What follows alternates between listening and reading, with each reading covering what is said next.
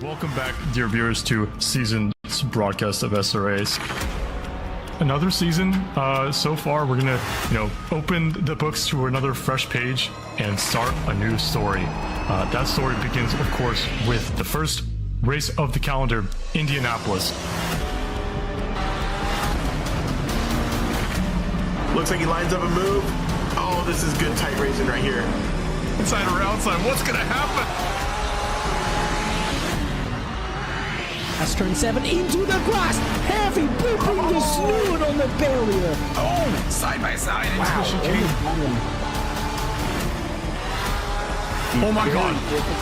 Oh my god. And we're off and away for SRA.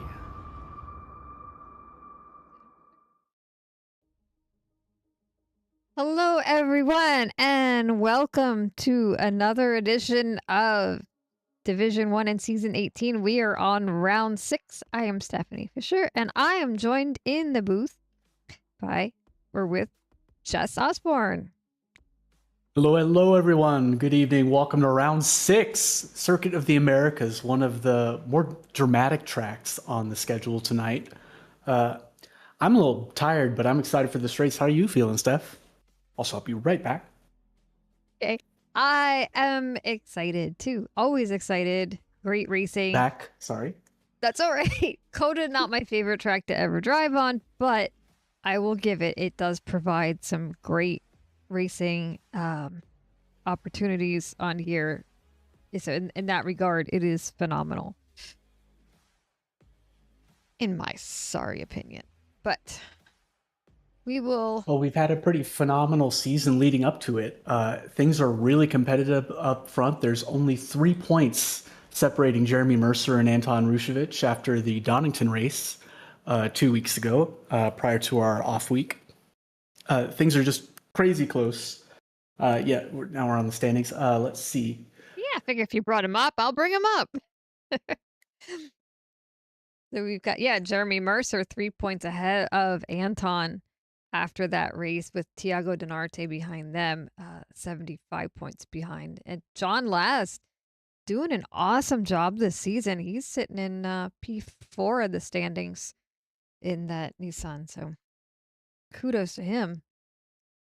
Alvin Lau rounds out the top 5 with 301 points there. But real close race there between Jeremy Mercer and Anton Rushevich. It'll definitely, they've got to bring their A game into these next few races to see who's going to come out on top of that. John Laz's teammate, Kevin, having a really great season. He's just edging out onto the first column in P13 and swiping distance away from some aliens. I almost Oh my goodness, this isn't changing very nicely. But I'm trying to find page 1 again. A huge thank you to our SRA sponsors and total sponsors for supporting us here at SRA, as well as support from Super duper freaking slow and won't give me. There we go.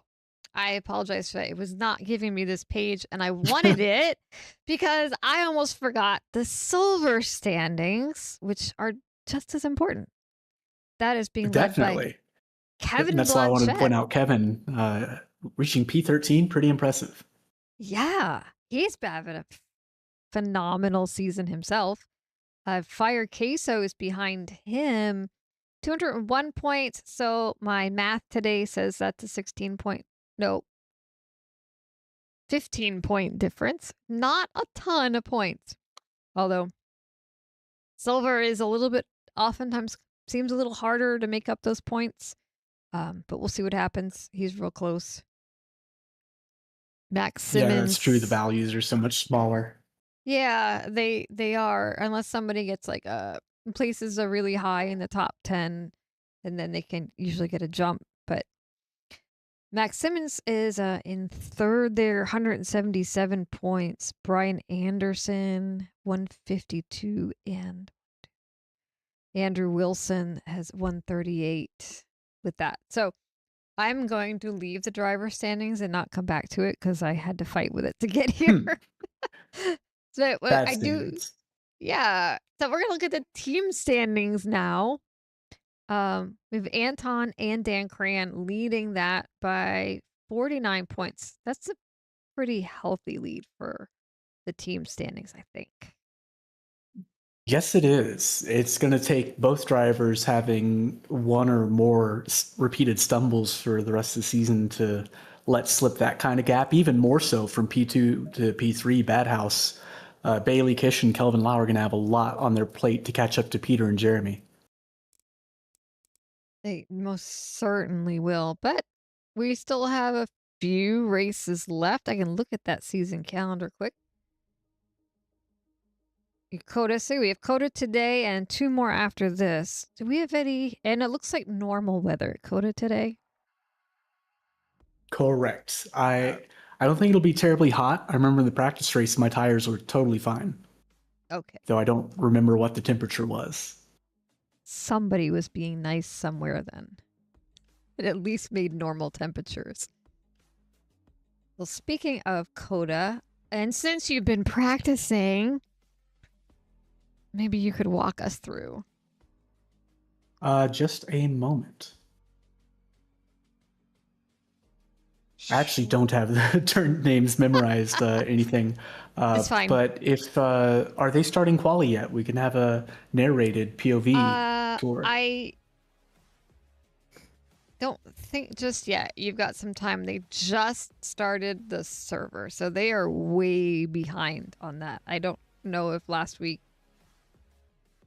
Are they getting a stern talking to? I wonder what for. Yeah, I was wondering the same. So we're going to do it this way for now. Well, we'll do it live. Look at the pretty graphics. Looking at 6 o'clock, you'll see a very long main straight going by the pit lane, which is on the left. And you get a very dramatic uphill, slightly left-hand bending braking zone near hairpin corner. Now, that is a hairpin with some sausage curbs on the exit that you do not want to run afoul of. So you want to tuck in left immediately for a downhill, fast, sweeping, flat-out right-hander in turn 2. And into a very spa-like section at the end of Sector 1 for turns 3, 4, and 5. You just quick stab of the brakes and flick of the wheel. And try not to rack up a track cut penalty. Into a slightly more dramatic and uphill right-hander that you want to eat the curb on for turn 6. And that rounds out Sector 2. Into a little bit slower left-hander on turn 7. A right-hander that feels like it goes on forever riding the curb on turn 8 that I'm not much a fan of. But you get this beautiful undulation between turns 8 and 9 going uphill for this final left-hander that's really exciting and cause you to lose the rear end of the Porsche very easily, at least I've been very familiar with. Then uphill, flat out into a heavy straight braking zone on a very wide section of the track. So very inviting for people to send it on the inside. And I'm thinking also with turn 1, with it being 3 wide, maybe on the outside with how much of a parking lot it'll be. And that's onto the back straight. Feels like it goes on forever with the Porsche because everyone will be eating you alive. Into heavy braking for a left-hander into the end of Sector 2. Into my mental map is now drawing a blank on Sector 3 because my brain is potatoes. Do you want to narrate till the finish? Let's see. Where did we? I got everything connected up here. So Sector where did 2 we finish finished. up? Oh, goodness gracious. Let's see. It's been a long time. So you come out of 12 and you have a right. It's a bit of a straight, and then you have this right-hand turn, which is kind of funky. Because you're going to love my descriptions. Kind of funky, but you get a little bit more of a right-hand turn. So it's a tiny little straight there. You got to go. You got to go a little bit, make that turn. A little bit more important to come out of that. But you don't want to rush the turn coming into, because you have 15, which is a even funkier hairpin. You've got like this, you can look at it on there. You got a slight turn, and then you got to really yank it around. So I always found 15 to be a horribly difficult turn to get right. You do have a short straight coming into 16 and 17, which is super duper fun. Not a hard, a bit of a break. It's really a unique corner, Dakota. That it's like a 5 apex right-hander. Yeah, it's crazy. You and then lift, you gotta can't go out in most cars, at least not at my skill level, as far as I'm aware. I always have to lift. It's always different every time.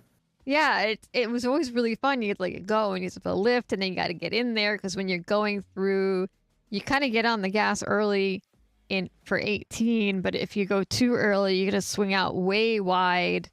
And you don't want to be there and just turn 19. Nope, you got 19 to come into. 19 was always super fun. Yes, I love it. My skills are. I just find it really fun chucking it in there, and I find I have an advantage on a lot of people there. Yeah, and your skill level's higher than my skill level, so don't worry about it. Only D2 silver. only D nothing. Fair.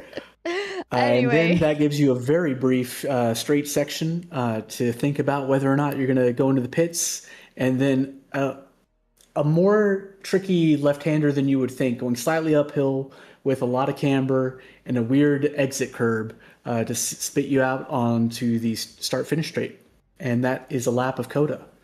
It is. And surely the silvers are hitting the track by now. Oh, well, just about. We have a couple minutes of the free practice. They're really taking their good old time today, let me tell you. Nobody's excited for Coda. You know what my sister's thinking right now if she's watching this? Jess, why are you taking your good old time mentioning Texas? Where she and I are from. That's true. Coda is in Texas, isn't it? So have you actually, does that mean that you actually have been to this track? I have not, unfortunately. Oh. And I probably never will because I'm probably not going to go back to Texas. But anyway, wait, are they still not on track? They are just lining up to go out, so we can sit here and watch their pretty little cars from behind. Look at their pretty little car butts. Oh, I'll turn. Look at all those Mustangs. It's like a Ford dealership out there. But we're looking at not a Mustang. Kevin Blanchett, Area 52 Sim Racing. Alien motif of the team name. If he keeps this up, he might have an alien icon next to his name tag next season. You might. Move some windows around here so I can see things a little better. Got some Anton fan in the chat already. Chat's a little quiet today. They are. Make yourselves known, everyone. Hello, hello. Yeah. Who are you cheering for?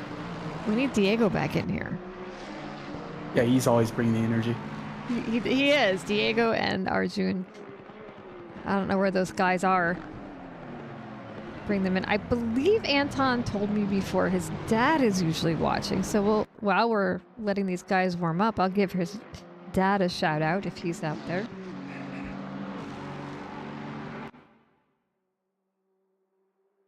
And yeah, I think Kevin Blanchett is in the front. Let's see. I gotta refresh my memory of like what camera angles are what. This one's a good one because it really captures, one, the curbs, and two, some of the elevation changes.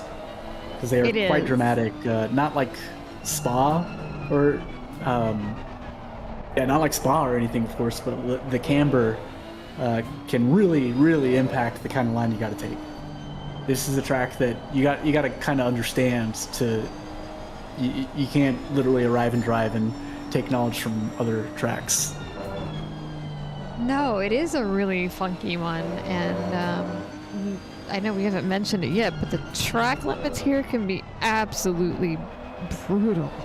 Oh yeah, they can be very strange, and you've got to be able to exploit them. You got to know how far you can push, or you're going to be way slower than everyone else. And also, I have a tentative turn name list, and here, turn 1, Big Red. And as you can see, as I was describing, weird uphill trail brake left hand into a hairpin with really weird camber that kicks up your left tire. Into a sweeping right-hander into the S's, left, right, left. That might have been a track cut. Into that longer right-hander that you got to kind of trail through, back onto the gas, over the hill, quick dab of the brakes, and sweep back onto the throttle. Uphill right-hander, you gotta know how to dance on that curb to get the line as straight as possible. You can shoot through that curb or that apex without kicking the rear end out, so you can maintain as much speed through here into that heavy braking zone that's going to invite, as I mentioned before, probably some sins on the inside if people aren't shutting the door. And as late at apex as you can possibly take onto the longest straight onto the track. Take a sip of water, eat your snacky snacks, and then check your rearview mirror because the Mustang's behind you. And they just moved on the inside. And oh my god, it's time to brake now. Into another heavy braking zone, hairpin left-hander. Again, you want to get as late of an apex, as much speed as possible. Well, maybe not as late as possible. It's not a very long length. A very tricky, very long, like feels like a triple right-hander through here where you're always on the limit of grip. And it's very easy to slip out wide and get a track cut. And here we go into carousel, that never-ending right-hander. You got to lift here, point the nose in, stabilize, back on the throttle, power all the way out. You want to get all the way out to the right so nobody gets around you. Quick dab of the brake, left hand. We have an intruder. Who dares? Hello. Hey, Doug. How are we doing? Doing pretty good. How are you? My baby spilled her formula bottle all over my sim racing seat. So I am not racing tonight. But I wanted to, because I spread some bad juju across several different D1 drivers, so I want to see how it pans out. Oh.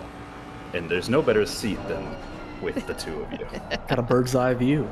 Exactly. More importantly than me, how are the both of you doing? Well, we're having fun. We just got done watching a onboard outlap, or, banker lap for Silver, and they're getting at it now. We haven't even looked at the time. Silver's already blowing the times out of the water that I was even seeing in my session last night. 205.6. Pretty damn fast. I heard some drivers flirting with 203s. Jesus. The range of times that drivers kind of disperse on this track is crazy. It's a skill-based track, and this track favors specific car types. So if you just happen to be that skill driver in that particularly good car track combo, you're sitting pretty. Personally, I feel like I'm hanging on for dear life when I'm driving around here. Yeah, that makes two of us, my friend. The Lexus has been strong all season. Just because of the BOP, this Lexus is strong in general, but it is very, very poor around this track, so I expect that to upset the status quo that we normally see. Interesting. It's a handful. It has basically no traction at any point around this track. Nope. I concur. Exactly. Feels terrible. Yeah. As we were watching the S's, Doug, you must have known I was thinking of you and a particular time when SRA decided this would be a great qualifying track. Yes, not our fondest moment. It's something we want to forget about for certain. Yeah, I was not very fond of that. Am I crazy? Is my memory terrible? Or I think I remember at the time feeling like, what the hell? I feel like I've driven this track like 3 times in the last couple months. Yeah. Like, wasn't it part of the season too? Again, this track has many lovers and many haters. It's quite the split down the middle. It's divisive, some would say. So, that being said, some people want this track left, right, and center. Some people want this track to be obliterated off the face of the planet. So, take your pick. I'm not like saying obliterated or anything, but you replace it with Kyalami on any season, and I'm happy. I'm a Brands Hatch lover. Give me some Brands Hatch. That's all, that 8 weeks of Brands Hatch in a season would make me stoked. I think we might lose even more drivers. Less people to beat me. Let's go. By the way, Bailey wants to know why Douglas is speaking. You should be qualifying. Bailey can be told that Maddie spilled her bottle in my sim rig seat, and I am not going to have a soggy bottom while I race. I just absolutely will not tolerate it. So, but here we are. More importantly, Hope you cleaned it up before it stains. it's in the washing machine as we speak. So, Okay. yeah, we're trying to figure that out. I've never washed my sim rig seat. Maybe it was overdue. Maybe. Was it right? Maybe. I don't know. I don't spend a lot of time smelling my own sim racing seat, but that's probably for the best. But That's that what being Kevin's said- for, right? Exactly. But in terms of this race, is there an over/under in chat for how many drive-through penalties we're going to have throughout the race this season? Oh, I'm going to say like over 4. 4 is pretty good. Steph, how you feeling?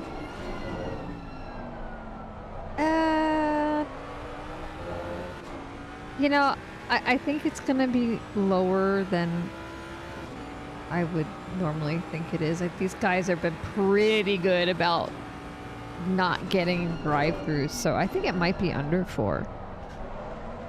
I think 4 is a pretty accurate number. I'm going to go over on the 4, believe it or not. I know, and I'm putting him on blast here, so if he doesn't do it, I'm proud of him. Mr. Sir is getting a drive-through tonight. It's just happening. I hate to break it to him. That might be one so of them. there's one. Jack Krause might get one. Hold on, I want to start a bet. What is it? Prediction on Yeah, I'm kind of Twitch just picking, right now. I'm picking them through. Prediction. Brian Anderson gets one. I'm feeling it. Who do you think Fired- is the most likely to get one? Mr. Sir, without a doubt. I'm Mr. willing to bet my entire life savings. Mr. on it. Sir gets a drive-through. I'm willing to bet my Outcome entire life yes. savings. Outcome no. And y'all got like 10 minutes to vote on it, to bet on this. Yeah, and that comes from a really good place. Like no malice, just speaking facts. All right, Doug, go put your bread where your mouth is. Go bet in the Twitch chat. All in. I have unlimited bread. That's a little bit biased. What a hacker! Yeah, it's not ideal. The unlimited slices of bread. Predict yet? Oh, there's 10. Okay.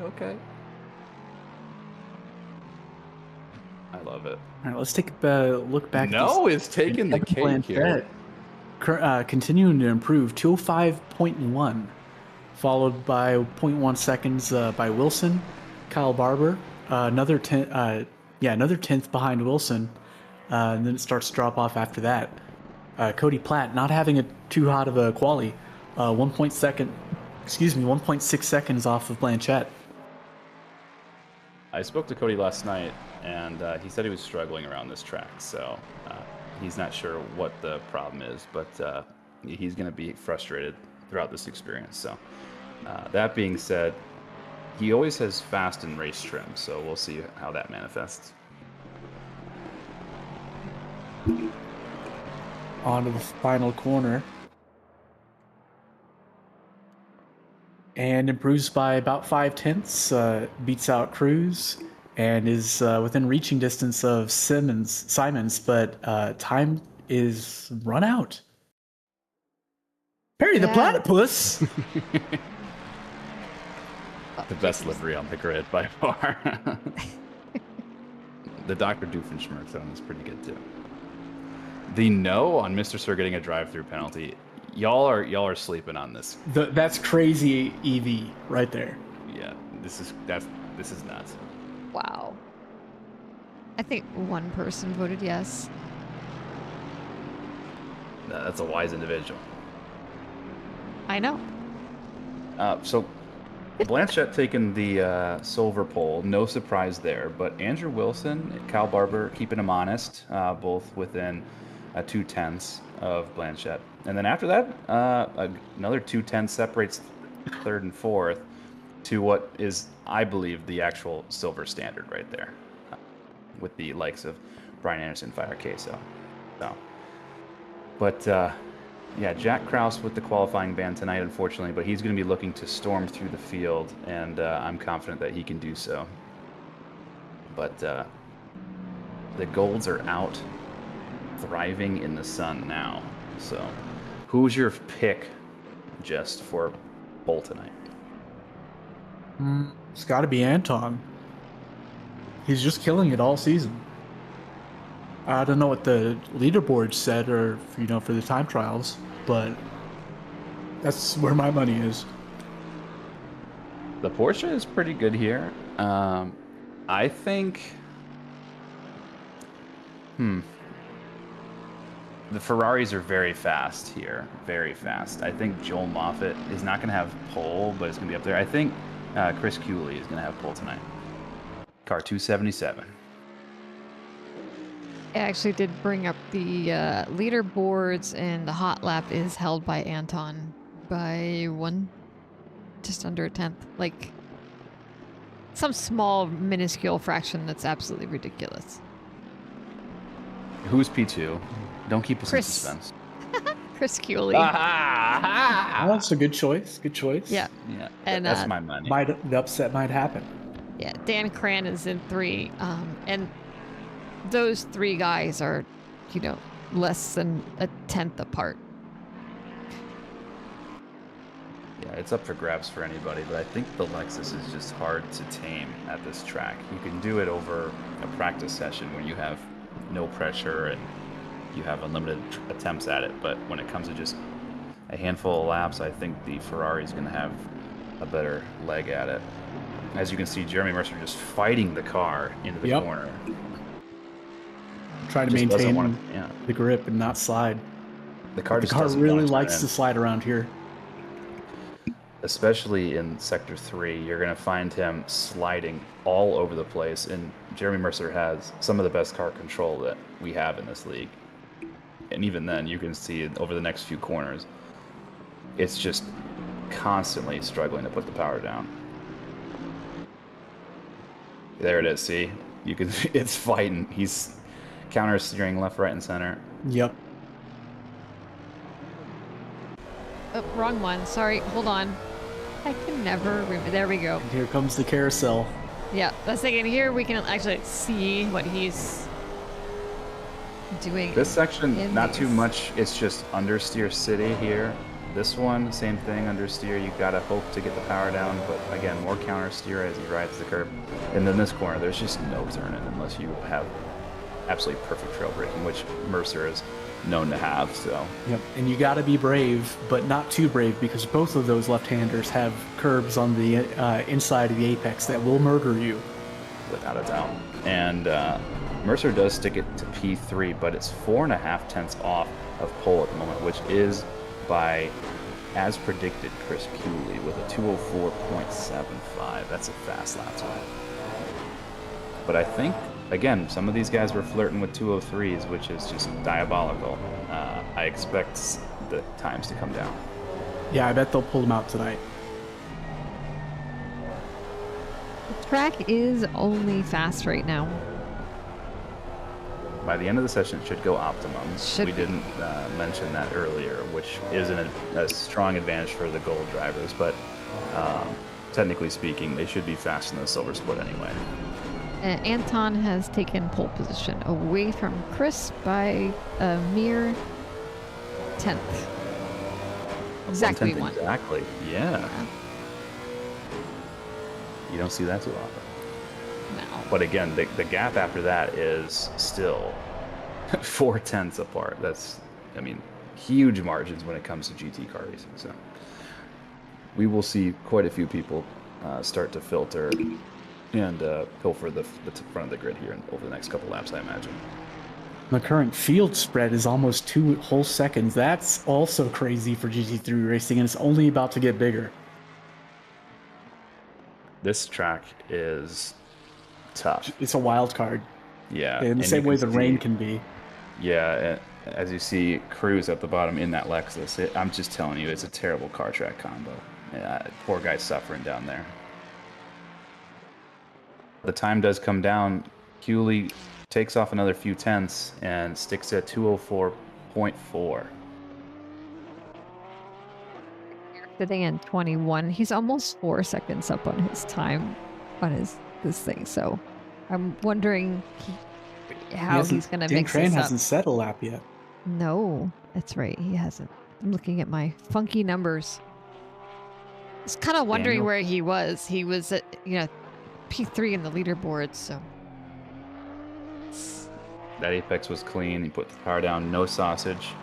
Love that. And he sticks it to P3. 204.7. That's a fast lap. Not bad. And he'll get 2 more goes at it. No doubt. He's got some love in the chat. Daniel Craniel being called out. That's our boy. I thought it was Dan the Man Cran. He's a man of many nicknames. I see.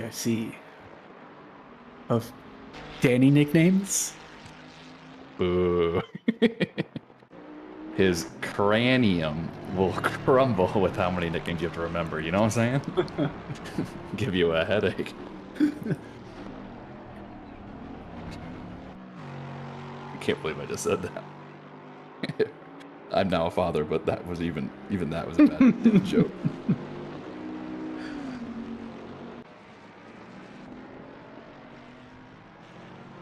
Mid-pack is slowly eating out their delta gaps from the leader. That average field pace is coming down to just under a second off the pace, but still a crazy spread. And what are those? Did Kraus and LeMay have penalties, or did they just never complete a valid lap? I didn't see LeMay join until late, so that's probably what happened there. But Kraus did, in fact, have a qualifying ban. Gotcha. Yeah, pair the 204.4 on the board. Do you think Chris is going to do any faster than that? Him and Anton are right at each other's necks right now. I think that they each have more time on the board.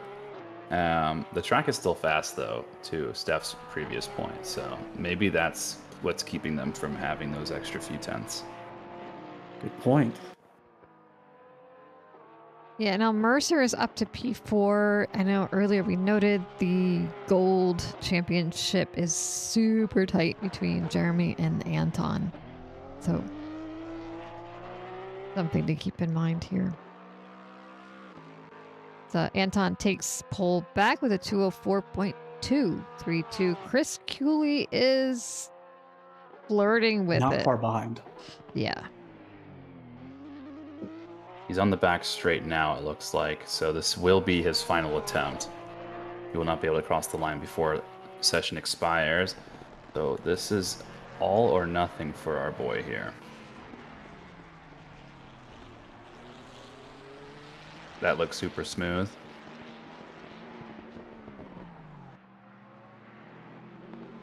The 296 is just busted here. It just puts the power down so gracefully. How's his delta looking? He's not enough to take pole. He flirts with like a 10th here and there.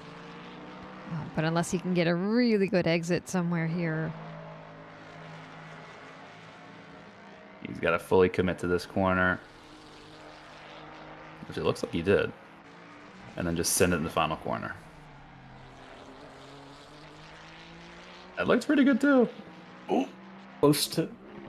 Not enough. No improvement. Yeah. Oh, But Nope. excellent lap though. Yep.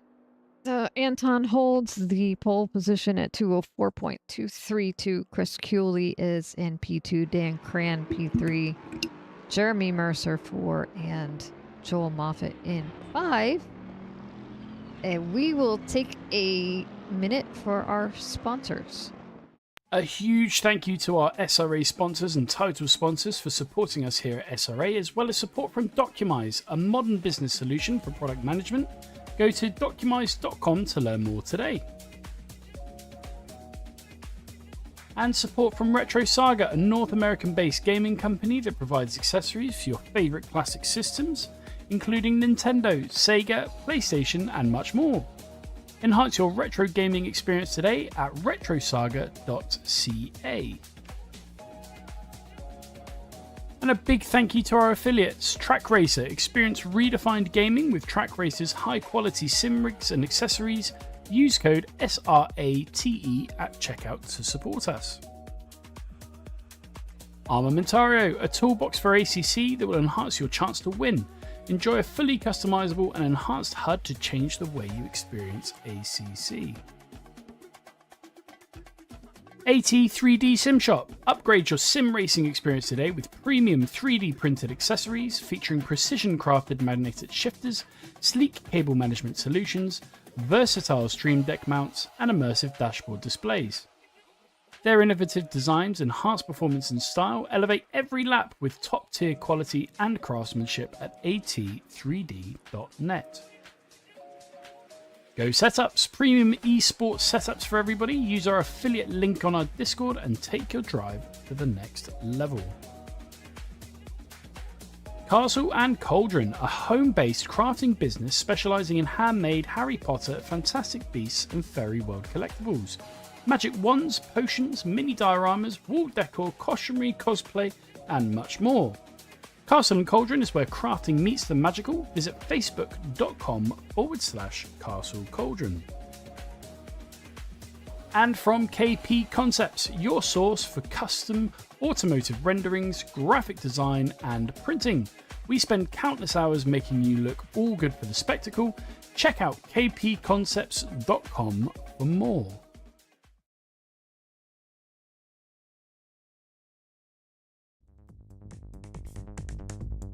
And last but not least, we have the Echoes of Nox, which is explore an abandoned space station as you uncover the secrets of why you were left behind. Fight with 3 AI factions and reclaim the station. Your wish list, Echoes of Nox on Steam today. We return to our drivers here. Who would like to help us run through the grid? I'm sure the audience wants Doug. I don't know what I'm doing. You're reading names. On pole position, we have Anton Rusevich as he gets going in his Porsche. We have P2, Chris Cooley in the previously aforementioned 296. We have Daniel Craniel in P3. Excellent job from him. Jeremy Mercer, championship contender in the Lexus in P4. We have ever so fast and reliable Joel Moffitt in P5. We have drive-through champion himself, Mr. Sir, in P6 in the Bentley. Then we have Blanchette in P7 in the popular favorite Nissan GTR, aka Godzilla. We have Bailey Kith, aka Kelvin Lau, in the Shadow-themed Lexus in P8. We have Andrew Wilson in the only McLaren on the grid in P9. We have Guy Manperson, yes, that's the name he goes by, in P10 in another Bentley. Also a top contender for a drive-through penalty. We have Kyle Barber in a Ford Mustang with the Ben & Jerry's theme in P11. Then we have Denarte in the AMG at P12. Then we have Jacob Hall, Ford Mustang 234 P13. Brian Anderson in the 502 Mustang P14. Fire Queso, that is hot cheese, in the 710 Ferrari 296 in P15. Then we have Krolakowski, Ford Mustang in P16. We have O'Brien in another Wait, somebody get the Lex. cat out of his engine duct. You hate to see it. Fur everywhere. Lexus P17. John Archie, another Mustang in P18. We have Max Simmons, or Simons. I still don't know, and I apologize. Me but neither. Yeah, Max, and please let us know. He's let us know in the past. I'm just an idiot. I'm going to go with Simons because that's where my gut's telling me. Lexus, No, I'm going to say Simmons. It's Simmons. 328. I say Simones. Yeah, I'm going to say fast as hell. But in the Lexus. Then we have Cody Platt in P20 in a Ford Mustang.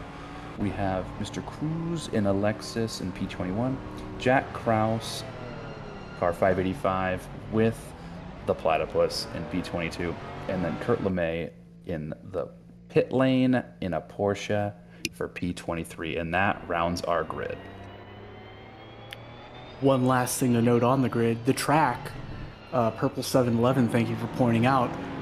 The session started fast, and as we were going through the grid walk, we've now gone optimum. And number two, it's only been 2 minutes in stream, but it's been a whole day IRL, and now the track temps are way up.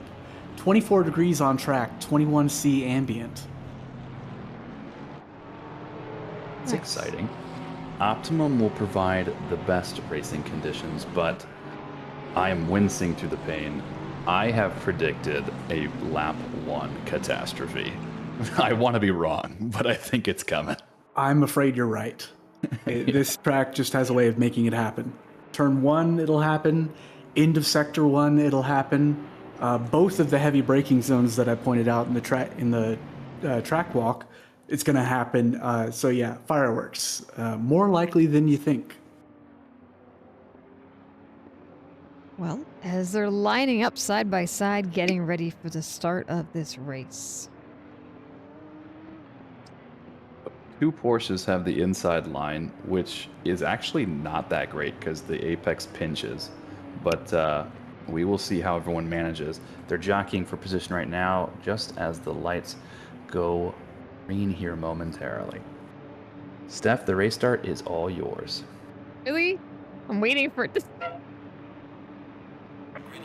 And we're off for SRA, and Anton is pulling out in the front. Chris Cooley, though, coming up on the outside, but it looks like Dan slipping in there as they come into the S's. Anton getting a nice jump. He's got some space there. Half a second back to Chris, who is fighting Dan. Dan's trying to get in there. Now, you guys would have to help me with the math on this. If Dan even hits into P2 with Anton running away, how that will affect that championship. It'll at least keep him close. It'll definitely help Anton out. I could tell you that. Yeah. So, yeah, Dan definitely wants to get back in there and get in the good fight with him. Now, our top Not 7. a single yellow flag Look for the at first section of the track. That is unbelievable. I'm so You guys- proud. I know. Almost was one right there. Kevin Blanchette in the back. Let me see. Oh, there was a small incident involving him. I can go back and revisit that because I have the power to do so. So there he is in the middle of the field. Normal through the S's here. Did you just get turned down in? Yeah. Ooh, Yep. ow. Oh, Ooh. that is a big impact. That's like 40 seconds of damage right there. That's a race ender. Oh, I felt that. That hurt. I'm sure his feelings are hurt, but that being said, licking the wounds, this is a track that you can pit early, and it's so hard to pass at. As long as you manage your tires, it's really hard to get past you. So he will be doing what I predict to be the mega undercut.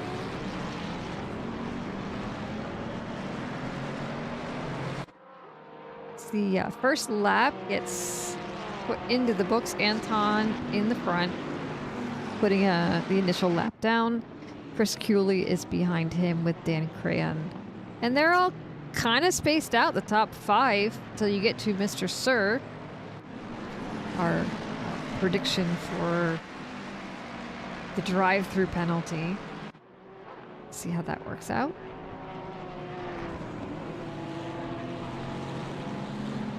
Jeremy Mercer must be in panic mode right now, because Anton is driving away with it right now. He's going to have clear air the whole race. He's if he keeps this up, of course that's more than enough points to switch positions to give Anton the driver standing lead.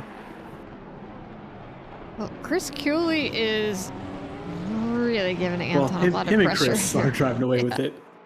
Yeah. Even under pressure, they're pulling out that gap pretty quick. It might be Chris's intentionally not trying to pass him to get a gap. Well, forget Definitely that. not. He's driving on the inside. Definitely not. Let's see, does that little peek around the corner. Flashing the lights just to make sure that he knows he's there. Yeah. Oh, that was a slow car on the inside. What's happening in P5? They're side by side right now. 5. Joel Moffat and Mr. Sir. They've been side by side last 4 corners. Hate to break it to Mr. Sir, but the inside line is supreme for the final section of the track here. But he is as close as you can manage in this section of the track. But he has to be careful because the closing speed across these apexes, as you can see, is quite different because of the 2 different platforms of car here. Yeah, But now you're... the caliber of driver can definitely handle this. And they're reeling in Bailey and Bailey Kith and Guy Manperson behind. I think he's vulnerable. Here He's comes going the for send. it. Plenty of overlap for turn 1. Oh, a little bit of rub. Mr. Sir wanted to squeeze Joel as wide as possible to get as much room. But as Stephanie mentioned, that or was it Doug? That hairpin really pinches you. Mm-hmm. You lose a lot of speed on that exit if you can't exploit the exit curb. And Joel closes the door and closes the book on that battle. Yeah, Joel Meanwhile, had really good momentum. Anton and Chris really appreciated that. I'm sure Dan Cran did too. He got basically Mercer to contend with. Other than that, the grid's opened up now. Some breathing room across the top 10. It is. I'm going to hop back. Peter O'Brien is putting some pressure on Cody Platt. We'll see if he can make a move on that. And it looks like Max Simmons almost planted a kiss on the back of Jack Krause, who's making his way through the grid despite his qualifying ban. So he's making some progress too. I wonder, did we have any drama at the back of the grid? We've had a big, gap form starting at car 949. Oh, and was this sin? What's happening here? Cody, Def goes way deep. Looks like to avoid someone, and his reward for not causing a crash is losing a position. Like several positions, which is a terrible consolation prize, but honorable nonetheless. Yes. We'll give him an you gotta honorable respect it. mention. Yeah.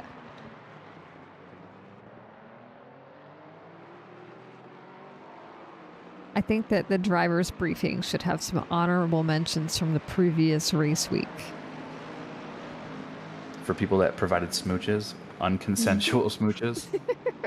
For people who went out of their way to ensure they didn't cause a problem or did very good deeds on track. I see. So a non-sarcastic. No, yeah. We should have a Golden Wheel Award stewards can give Yeah. out for people that they notice are driving really safe.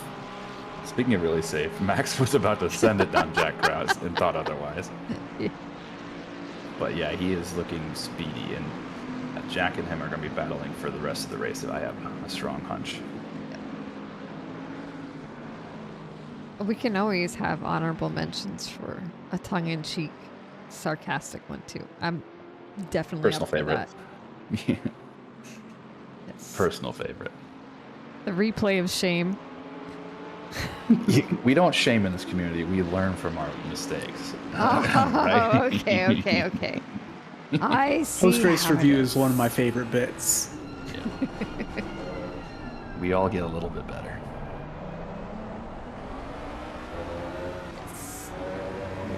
they're learning opportunities. Exactly right. Without them, we just devolve as a conglomerate. Mr. Sir and Joel Moffitt. All yeah, of a I was sudden, about to comment. Big train forming behind 64, and it looks like some of that pressure has just been relieved. yep. Just keep watching. Despite- I hate when they Despite being do the that. 296, he's having a hard time keeping traction down, and Mr. Sir in the Bentley is looking pretty speedy here. He did have either 2 or 3 track cuts in just the S's on 1 lap last night in the practice race. So, an impressive. That's impressive. Yeah. Yeah. So, again, I'm concerned for our boy's longevity here, but excited to see him succeed. Yeah, I thought you might have been exaggerating a little bit before. No, holy shit. No. Wow, he's on God, he's going to drive through. Yo, for sure. I may have had some insider information, but it's happening.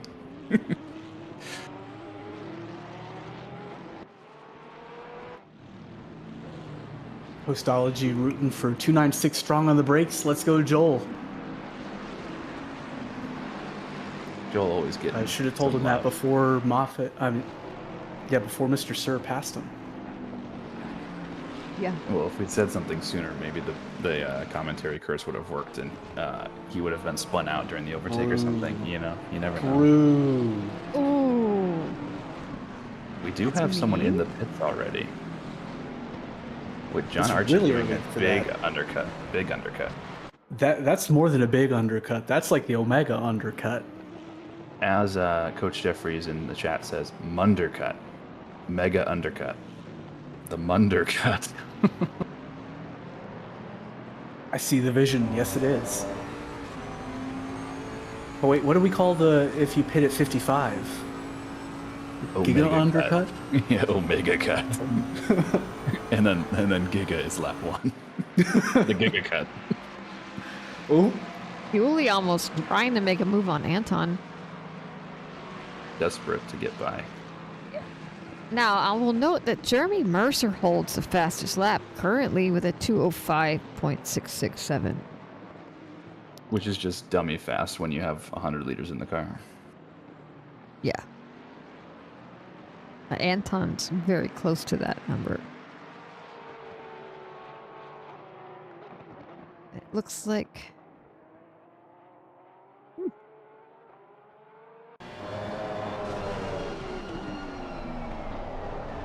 this is such a weird corner. I don't hate it, but I do dislike it. Especially following people through it, because there's so many ways to take it. Or at least people take many ways through it. And it's just not fun. This one is a lot of fun. I think this is like one of the most dramatic corners into a pretty good complex of high speed, low degree corners that I think is pretty iconic for GT3 racing. And then the rest of the track's kind of meh for me. If only the track limits were not so hairy. Let the car just ride the curves. Like, let me do it. I Let me agree. be naughty. Yeah, these curves give me a little bit too much gray hair.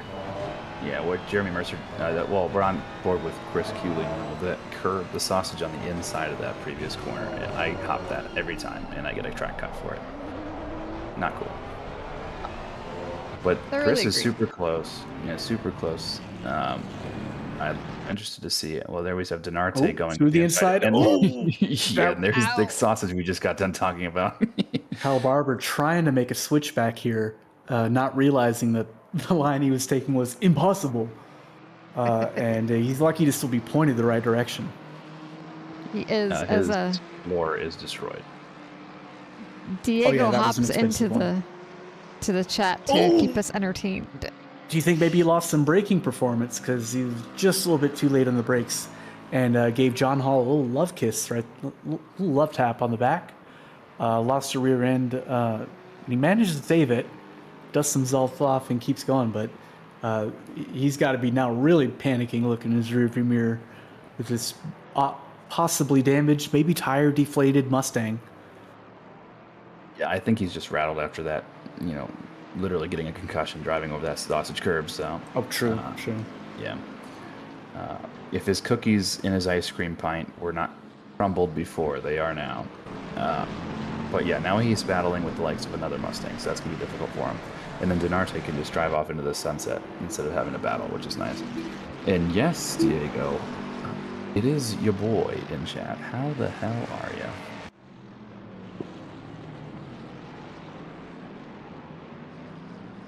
My #1 fan in chat. Hey, Diego.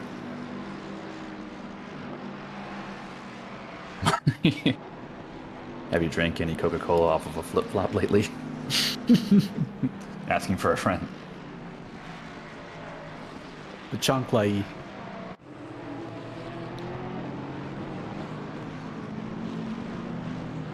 Kyle looking every which direction, left, right. How can he get around John Hall? And then he tries to go left, but that kicks him on the outside of that corner, which was enough for John Hall to take the lead again.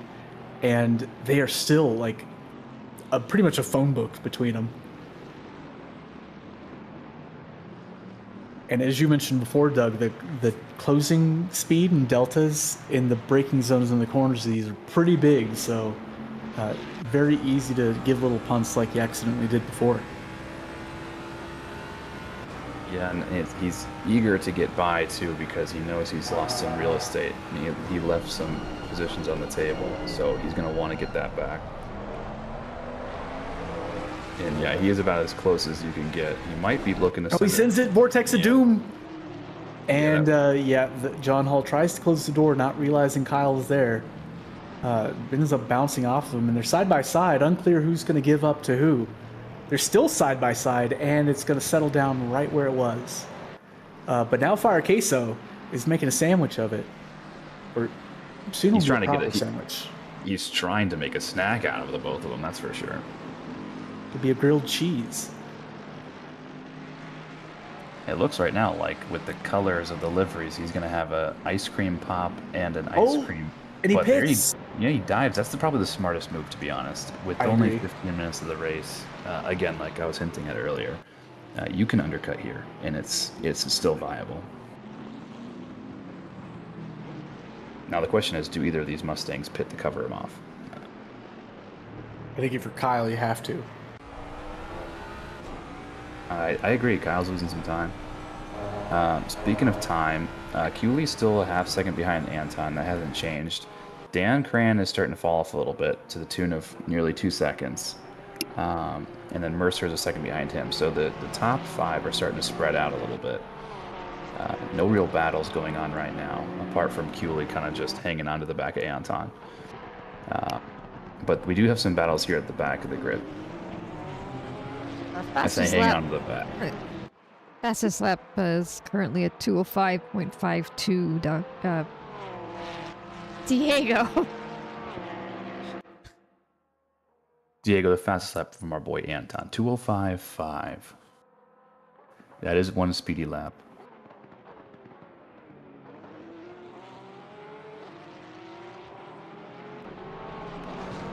You're welcome, Diego. You're the best. I'll be nice to you this week. Be nice to him all the time. He doesn't deserve that. Be nice. More on the state of the race. Besides that one mini train that I had mentioned forming behind previously Joel, now Mr. Sir, after he started to lead it, is a second train following Denarte. John Hall, car number 234 in the Mustang, is pretty much leading the rest of the pack. I expect as we approach the real middle of the pit cycle, we'll start to see a lot more action there. We will. Now they are spread out quite a bit at this point. Hello, Iris. Hey, Iris. And the cat is watching, apparently. Needy. And then Jay Goose saying that he misses sim racing. Sim racing's always available. It beckons for you to come back. It's the hobby that never goes away. Here almost every week. I was actually going to message Chess that quietly. Message me what? It's Jacob Hall. You keep calling him John. Oh my gosh, I'm sorry. Jacob. John Jacob. Jingleheimer Schmidt. Yeah. His name Yeah. was our name too, you know? Yes. Jago's. These things happen. You can join our endurance racing series once a month. We do a big race on Saturdays, so you can come out for that. And you'd have all month to practice. So you should be elite. And if you are who I think you are, you can bring your brother too. And then Jacob Hall's starting to get smaller in that windshield of Kyle Barber. Yes. That gap's starting to grow and grow and grow. I think Kyle's about to start to be under threat from Krolikowski. But look at all these Mustangs. So boring. There's a lot of Sorry. American horsepower right there, but you can see they like to hang out together. Yeah, that's really nice. It's true, they are a herd animal. Exactly right. They're out of the stable right now, but they always know how to come back home. We've broken their spirits. The prancing horses, and then there's these. The ponies. I'm surprised we don't have more battles for position here. Guy Manperson putting some pressure on Kelvin Lau, but Kelvin in that Lexus is going to be supremely difficult to pass just because of the amount of speed that it has on the straights.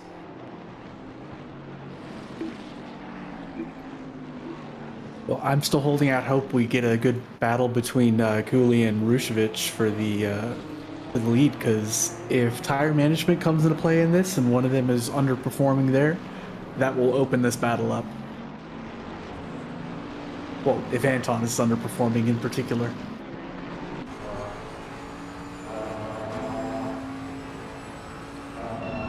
Anton is not one to make mistakes, but having someone planted on your bumper the whole race may cause you to overthink something or just have some fatigue. And I know they're in the same voice chat, so if I were Chris, I'd be saying some pretty suspect things to distract Anton.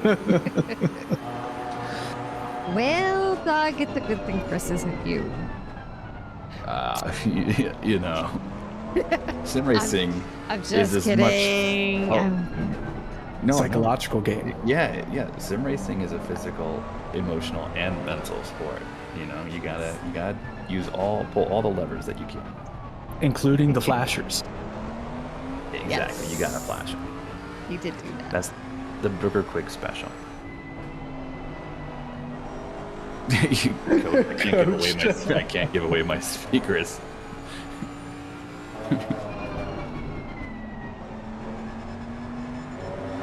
There would be some expletives. Friday, isn't there the multi-class on Fridays? On occasion, right?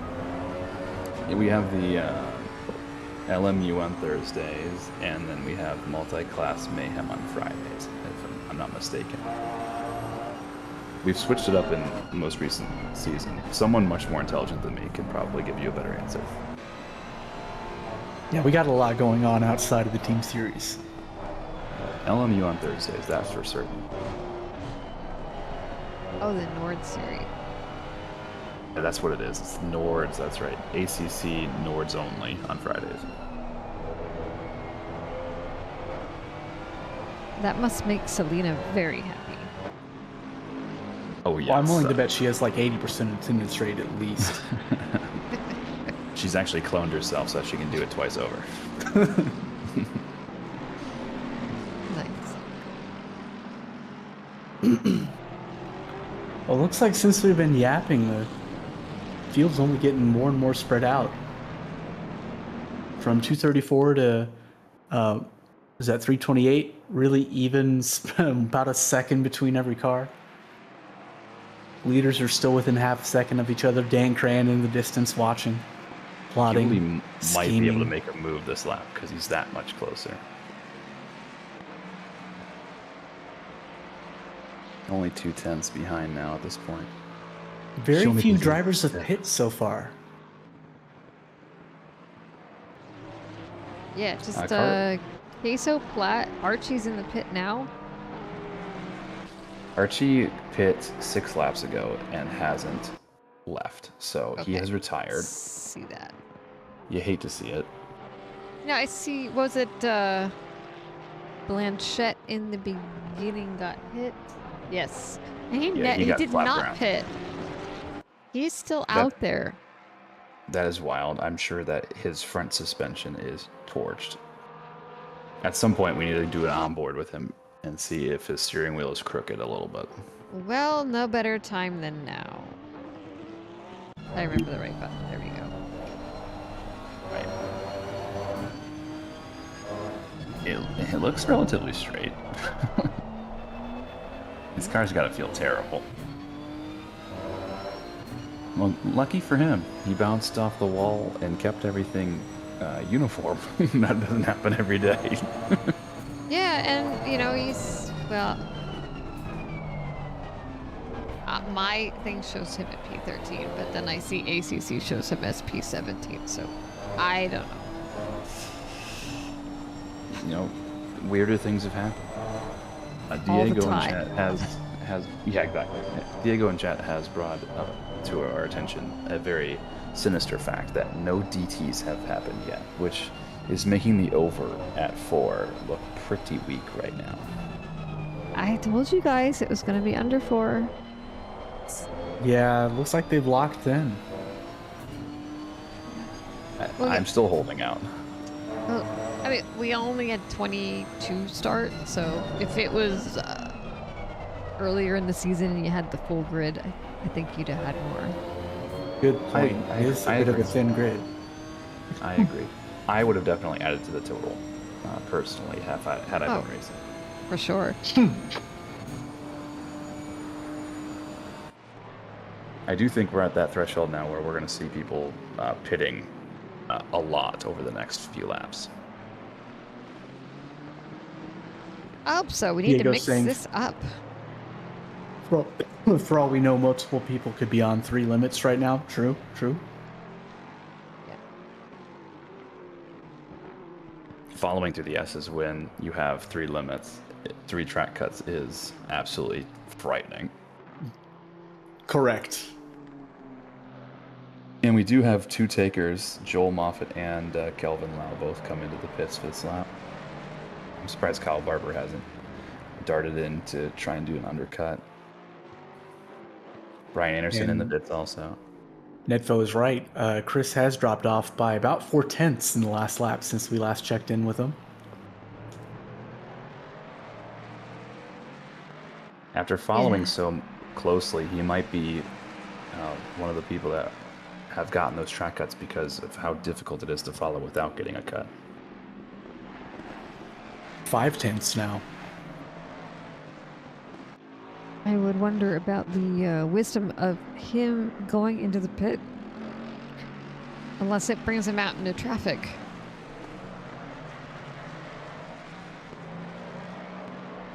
Isn't Nedfo Donovan Colton? Or am I wrong? I have no idea. I'm pretty sure. I don't do commentating all but like once a year, but I'm pretty sure that's right. Sorry, is Nedfo who? Donovan Colton. Diego says that's right. Oh, I'm so right. Let's go. I love me some Donovan Colton. Fun fact for those of you at home, Donovan Colton at one point at the IRL Daytona 24 meetup had 3 hats on his person. 3 separate hats. It might have been more at one point. It's a man who takes his headgear very seriously. Correct. And he loves his Vassar Sullivan. Can't wait to see what Vassar Sullivan does with the new Toyota Lexus platform.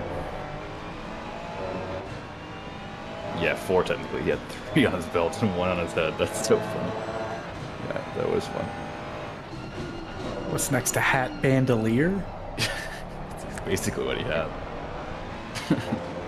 He just couldn't. Every shop he went into, he found a hat that he liked. He couldn't stop. Okay, he was shopping.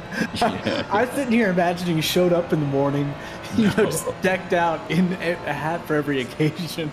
No, he just couldn't help himself. So Like Chris Cooley in the pits, Yeah. Mercer in Going the pits. hot and fast, fire Queso in the braking zone there. Very lucky he was not much closer to Bailey, because that was very fast closing speed right there. But we do have several people in the pits now that are going to start mixing up the situation. Anton was struggling with his pit entry. He hit the wall in the practice session, and he was having a hard time finding his pit box in the pre-race practice. So that could be the deciding factor if Chris Cooley was able to hit his box perfectly and Anton messes his up a bit. So we'll have to see. I will be right back. Mercer coming out of the pit, and Cooley is out also. Yep, and Mercer on cold tires now has to contend with a very, very eager Bentley here of Guy Manperson. Actually, no, it's Mr. Sir, my bad. Yes, sir, Mr. yeah. Sir, yeah. You're- Still you're- driving very aggressively, which tells me that he's not flirting with the drive-through disaster. No. And he's going to be very eager to get past Jeremy because of as soon as Jeremy's tires warm up, it's going to be impossible to pass him again.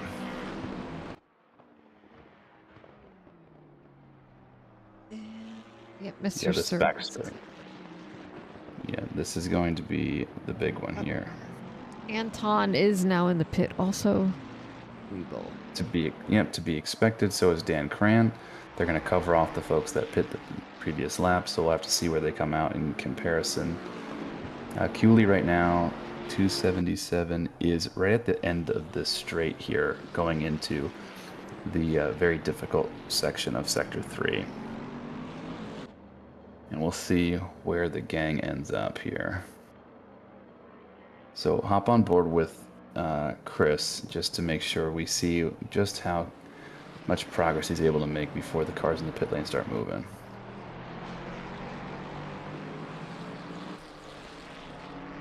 All the while, Mr. Sir unfortunately was not able to get anything to stick with Jeremy Mercer, so he will have to just bide his time. Anton is pulling out of the pit now, or getting ready to. Yeah, he's speeding up, and now Chris has hit the final apex to then rocket down the straight. But Anton's already out of his pit box and speeding out of the pit lane. He's out. It's gonna be close though. Yes, it will. Same situation Yep. as Mr. Stir. Chris has hot tires, Anton does not, and the S's with cold tires is an awful affair. So we'll see how he can manage, but about the same gap as prior to the pits. So Anton able to execute when race time delivers. Dan Cran able to close the gap though a little bit to the two front runners. Huge.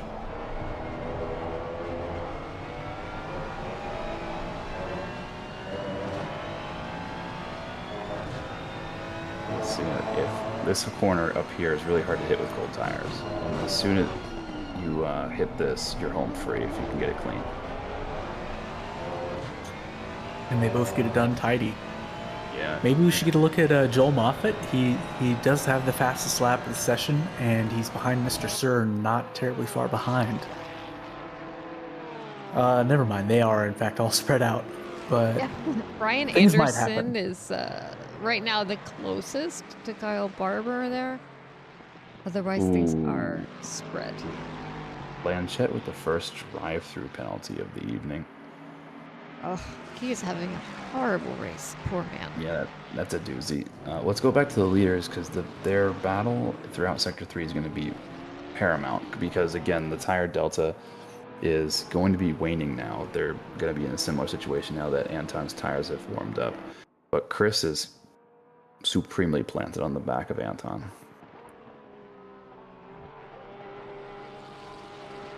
Put a tally on the board, Diego. that's one. Ooh, Oh, we have a move for P1. Just sniffing. Almost, yeah. This is as close as he's been all race. This little Porsche just has the legs.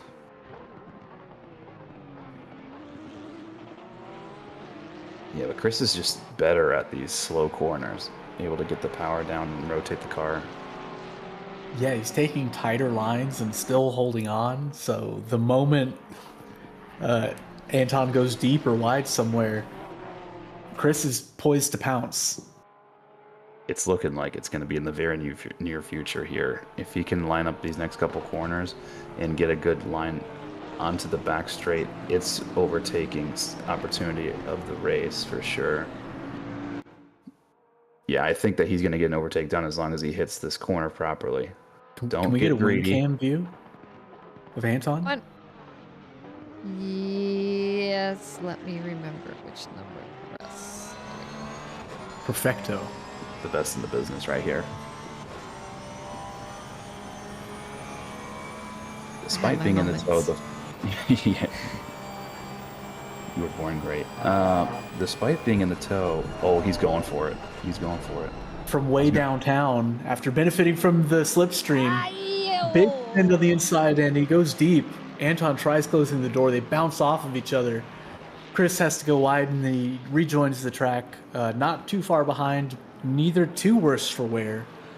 Things settle right where it was. I'm sure they'll be, they or the stewards will be arguing about this later. But they do maintain position, they keep rolling, and they are still alive. But they have to carry that weight for the next 25, 26 minutes. And that has brought Dan Cran firmly into the mix now, too. Now, I can always replay that if you wanted.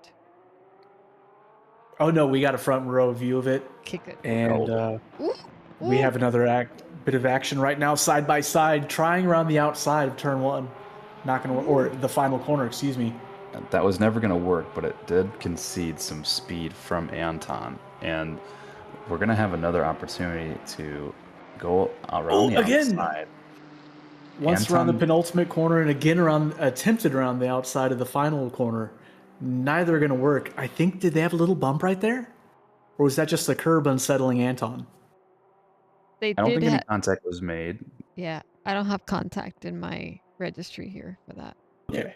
But they're definitely surging on the brakes and stuff like that. Anton is being as defensive as he can without sacrificing too much momentum, because if they squabble too much, Dan Cran is going to be picking up the pieces here momentarily. But again, last lap was close. This lap's even closer into this final sequence before the final, before the back straight.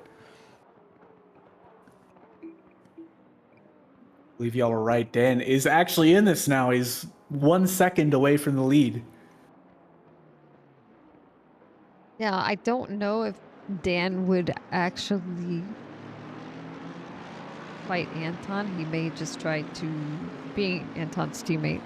So definitely they want those team points to cinch up that team championship.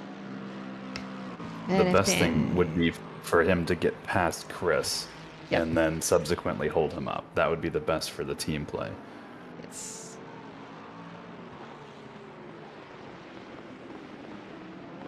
But Anton is definitely taking some more defensive lines, sacrificing some overall lap time to keep Chris at bay. The real concern is the likes of Mr. Sir, Jeremy Mercer, and Moffitt catching up to these three even, because there's still 23 minutes left, and you can see the other three in that last shot back there, just looming in the background. They're not terribly far behind, only about 2.5 seconds. Yep, this race is far from over. Lots can happen. And Jeremy would really like to get as many points out of this as he can to stay in the gold standing. I think. I mean, unless he doesn't want to drink out of his shoe, that. To be honest, Jeremy would love the opportunity to yo-yo on stream. That's right. He is the yo-yo man. The yo-yo man. Absolute. Dude's got skills. I got skills. Another yo-yo trick to introduce to the community. But speaking of tricks, Anton has to use a few more out of his bag to keep Chris Cooley at bay. because for whatever reason, Chris is just very strong through Sector 1 and into the beginning parts of Sector 2. And again, Anton's going to be under duress into this final braking zone before the back straight. I keep saying the final straight. Technically, it's the final straight, but you get the idea. Yeah. I had to catch myself and say the back and the main straight so many times during the intro. Yeah, Because I wanted to say the same thing. There's just something about this track. It's just weird. It's a weird track. It's a amalgamation of many different bests becoming one Worst. Frankenstein track.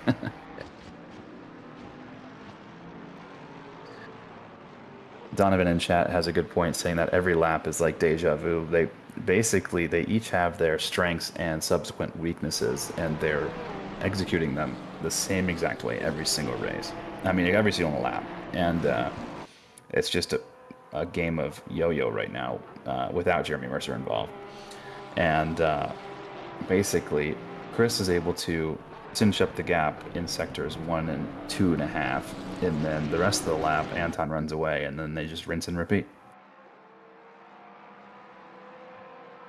Yeah, it looks like a few people are doing that, and everybody's pretty spread out at this point. Currently, Denarte has the fastest lap, and he's slowly creeping up on Wilson, who himself was creeping up on Guy Manperson. It looks like he just fell off a little bit. So, a couple more laps, so we might have some action around P8. Maybe we'll look at another livery for half a bit. Joel Who's that on Moffitt. the side of his car? Let's see. Oh, it's the Die Hard.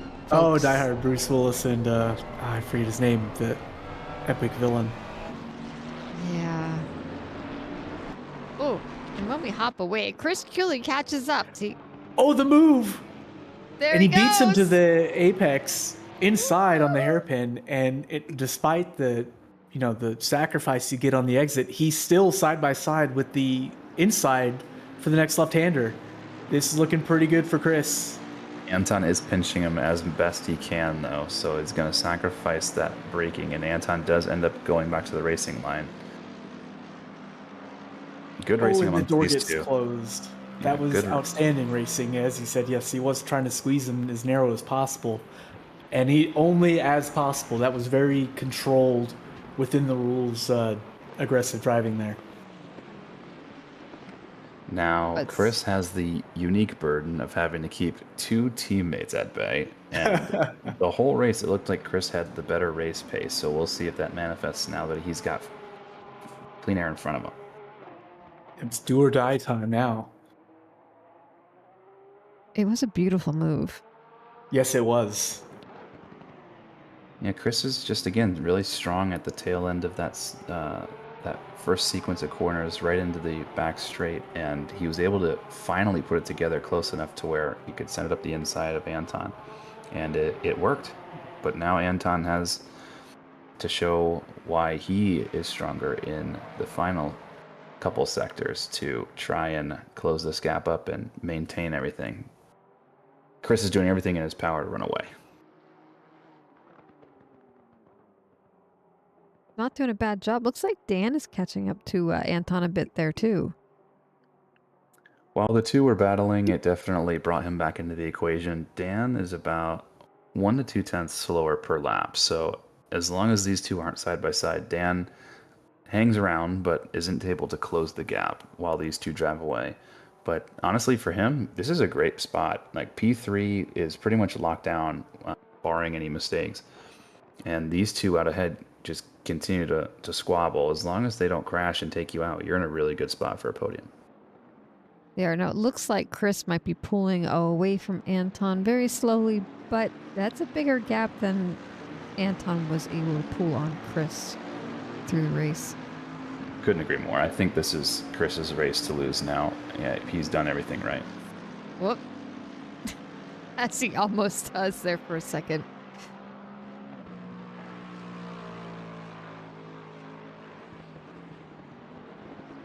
Yeah, at this point, you can just see that Chris's overall pace is just supreme. And despite making a couple mistakes here and there, he is going to run away with this one. With 17 minutes left, again, barring any critical mistakes, he is building a gap sizable by the end of this race. Well, we will keep an eye on it. Hopping back to Andrew Wilson, who is putting some pressure on Guy Manperson, maybe looking for an opportunity here.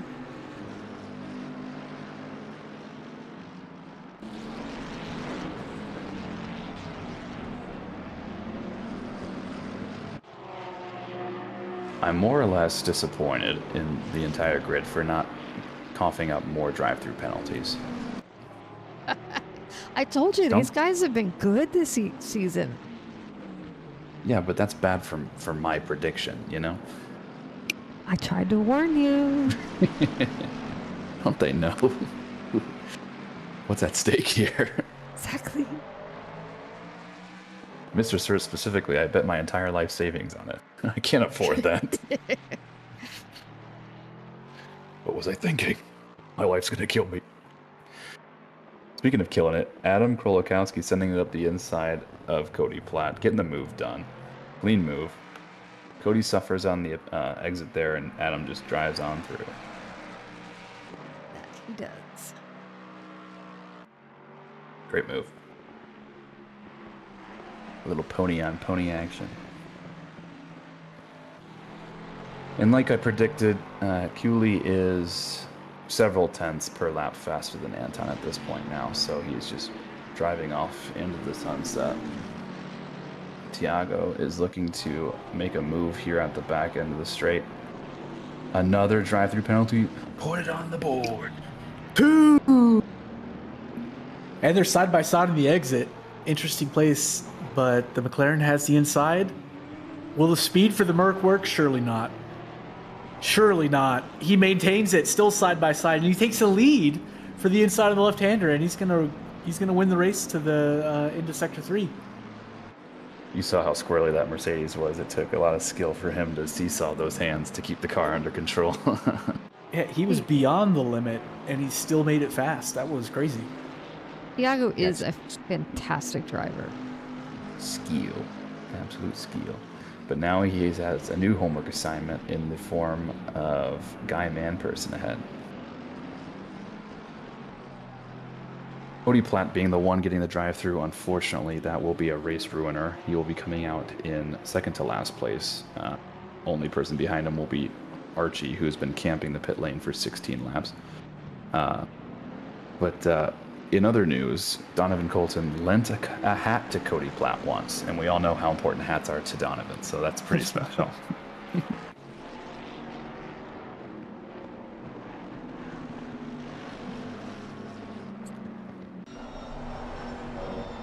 I know Dan Cran is a very level-headed guy, but he's only 4 tenths behind his teammate. Yeah. Do they do this? this? Do they switcheroo? Does he send it on his own teammate? Team orders. Team orders. That'd be Dude. papaya rules. It's not happening. Yeah, Tiago is faster than Guy Manperson. You can just tell. So this is going to be a battle over the next lap or two. I can feel it. Couple battles brewing.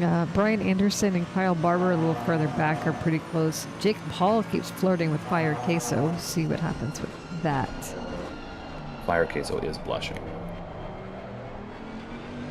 Oh yeah, the same section as last lap. The boat stumbles, but he's still got the inside. Oh, and he's slow for it, and he gets punted for it. The Mercedes not able to, or doesn't adjust and react in time. And as he's dusting himself off, now here comes, who's that? Is that Wilson? Oh my goodness! And yes, Bailey. No. that Bailey was goes Andrew. through. Yeah. That was Wilson in the McLaren that did get by as Tiago lit up the rear Oh, my tires bad. and into that, again, loose section. We gave him many kudos last lap for keeping the car under wraps, but this time it got the best of him, unfortunately, and he lost the position that he just previously gained. You hate to see it.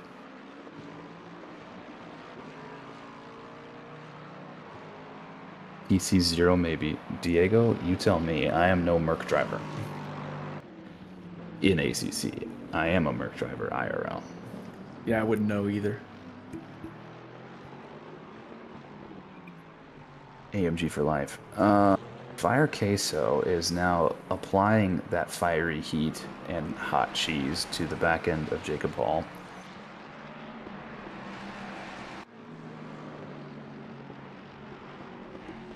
I'm with Purple 7. I don't imagine Sector 3 in the AMG is the right place to use TC0. Sounds like a horrible equation. Cody Platt still hasn't served his drive-through penalty. What is our boy thinking? Question. Sorry, what? About drive-through penalties? Oh, there's another one. Another one on the board. Another one. That's 3! Kyle Barber in P13 in another Mustang. Put it on the board. That's 3.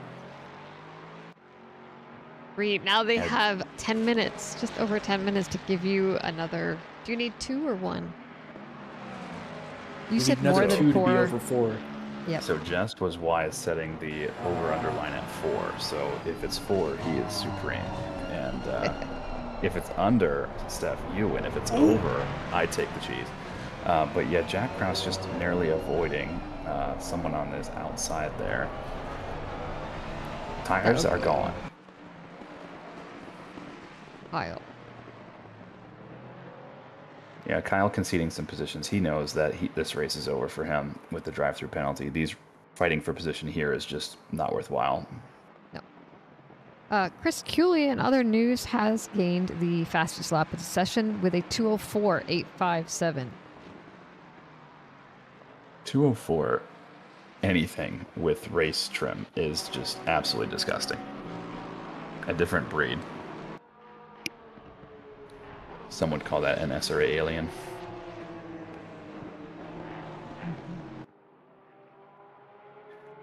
Dan Cran keeping Anton honest. He is. I wanted to see if maybe Dan decided to play some games. Little slide there. If I'm Dan, I'm not driving right behind Anton like this. There's too much risk involved of getting a track cut because I can't see the apex, but he is about as close as you get to a teammate comfortably.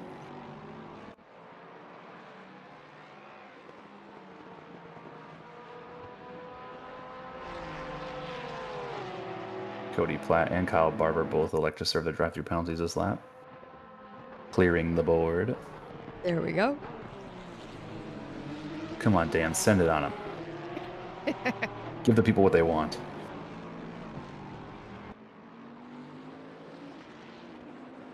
You gotta wonder what's going on in their chat. For the Probably culture. loud things. It's actually the opposite. I race in their chat every week, and they are literally silent the entire time. And it's just me bitching the whole time. I'm like, man, this car feels like shit. And then, yeah, they're like, all right, gotta quit early. And then they're just silent the whole time because they're just, they're a different breed. They're locked in.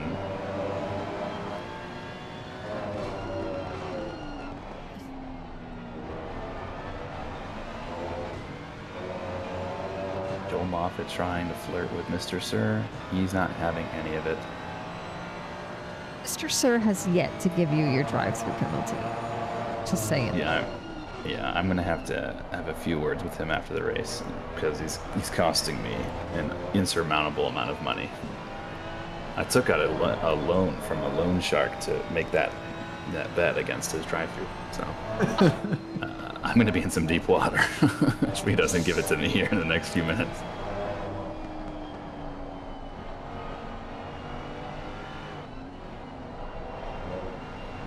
He is being pretty ginger with these track limits, so that tells me that he's afraid of something. It could be huge for the program. Not for him, of course, but for me. But I want nothing poor to happen to our boy. one of my favorite community members.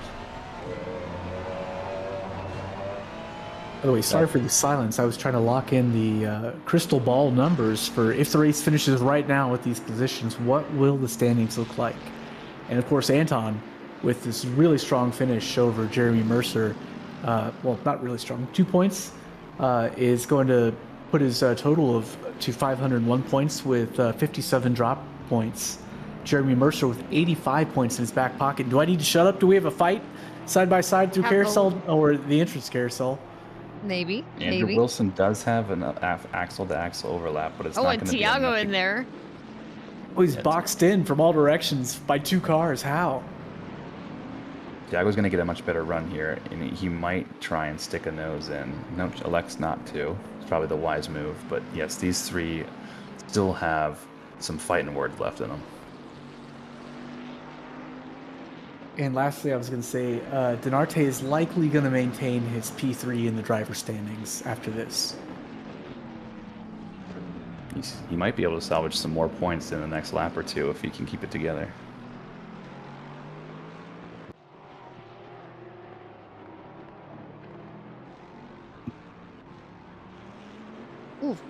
Oh, A move, he gets it. Oh, no. What Too was big of a move. that? Oh, I don't know. If you find Oh, yourself man. driving into the car 2 cars in front of you, you might have broke a little too late. I'm sorry, Diego. Guy Manperson was so far ahead, but it looked like he had 0 momentum coming out of the corner. Can we do a replay to see if he messed up something, or if he Guy, just yeah. was at the How wrong place? far back do you want that? You're gonna get it Oh, here. perfect. Can Right we get a here's higher the- view? Higher. No, What? that Like It was- that one. Tiago just outbroke himself, and and Guy Manperson tags the wall there on the way out of the grass too. That's tough. Andrew Wilson is left, without any pain from that whole incident. Just drives off into the sunset while Tiago licks his wounds and gets overtaken by all the cars involved. And then Kelvin Lout just says, "Thank you very much for the 2 free pieces of real estate." It's free real estate. Absolutely.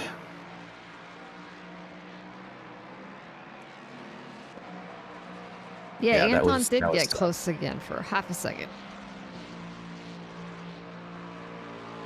They're going to keep it honest. 4/10 separates P1, 2, and then subsequently another 4/10 for P3.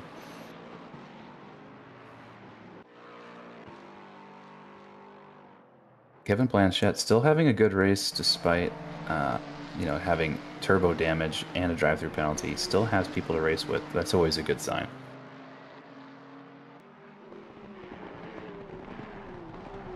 He's going to keep Cody Platt honest. He said, "No, you're not going to get a drive-through penalty and have nothing to do. You're going to be contending for this P19."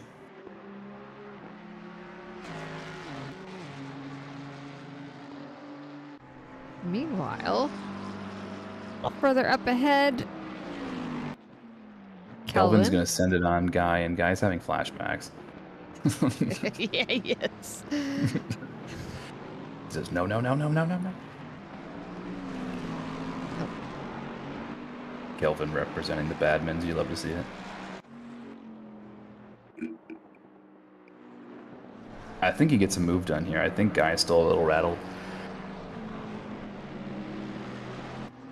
I know I would be if I got punted from out of nowhere. But yeah, approximately 3 more laps.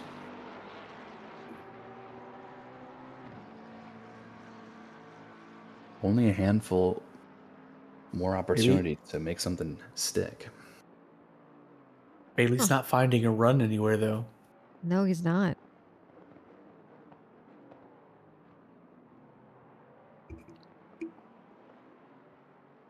The Bentley is fast, but Guy, the Lexus looks like it has a little bit more legs on the straight there. Guy's thinking how he's going to word his incident ticket. That is Accurate. 100% true. Yes, I guarantee that that's the case. He's probably already opened the ticket.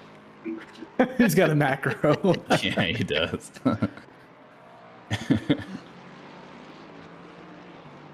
That one's going to be a pretty open and shut case for our boy. But he's got more to worry about right now, trying to keep Kelvin at bay here. And for those of you at home that don't know who Kelvin is, it's Bailey Kith. Okay. If you know, you know. Cars. Bailey Kith, the brand new driver to SRA. Yeah. Correct. Super influential right out the gate. With Calvin's number.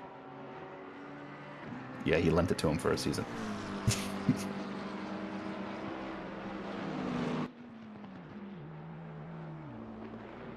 He's going to be close again.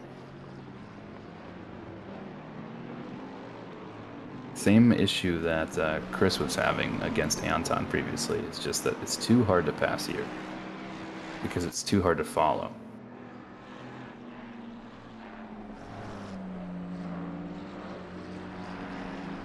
I'm glad to see these guys race. No, they're also in the same VC. So, again, time to employ some mind games. Gotta say some weird out-of-pocket stuff to really throw them for a loop.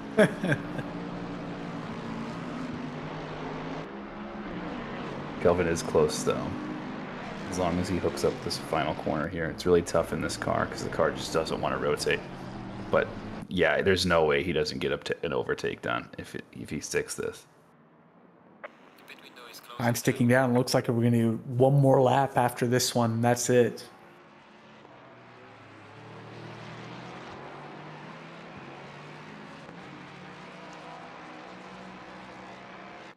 Yep, the leaders are in the tail end of Sector 3 now, in the carousel. Well, Diego, that would certainly throw me off.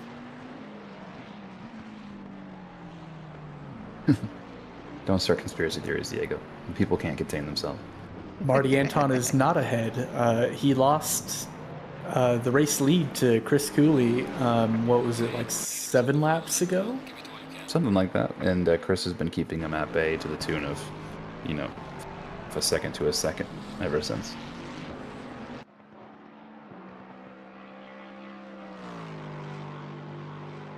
It's definitely worth going back to watching the YouTube VOD, because it was a pretty nice move. Yeah.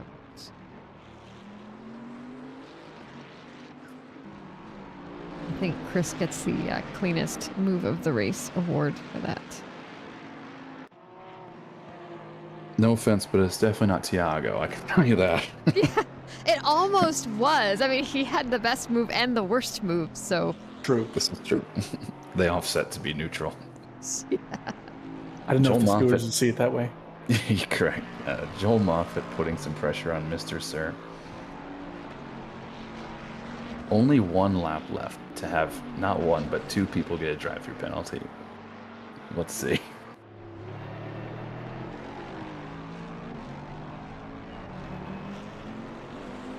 Very close onto the back straight. Joel's going to have some legs in this 296, but the Bentley's got stronger legs across the board. Thing just pulls down the back straight. Even in the toe, the 296 is losing time, which is just Yeah, no chance. diabolical.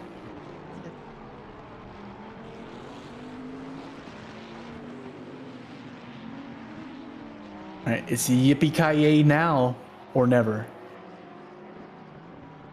It is, and then Calvin in the back. He was close for half a second, and then he loses it. So I don't know that these guys are going to be able to make the move.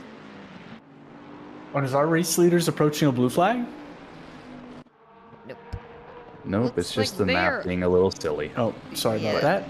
No, They but are you're 100% approaching right. the flag.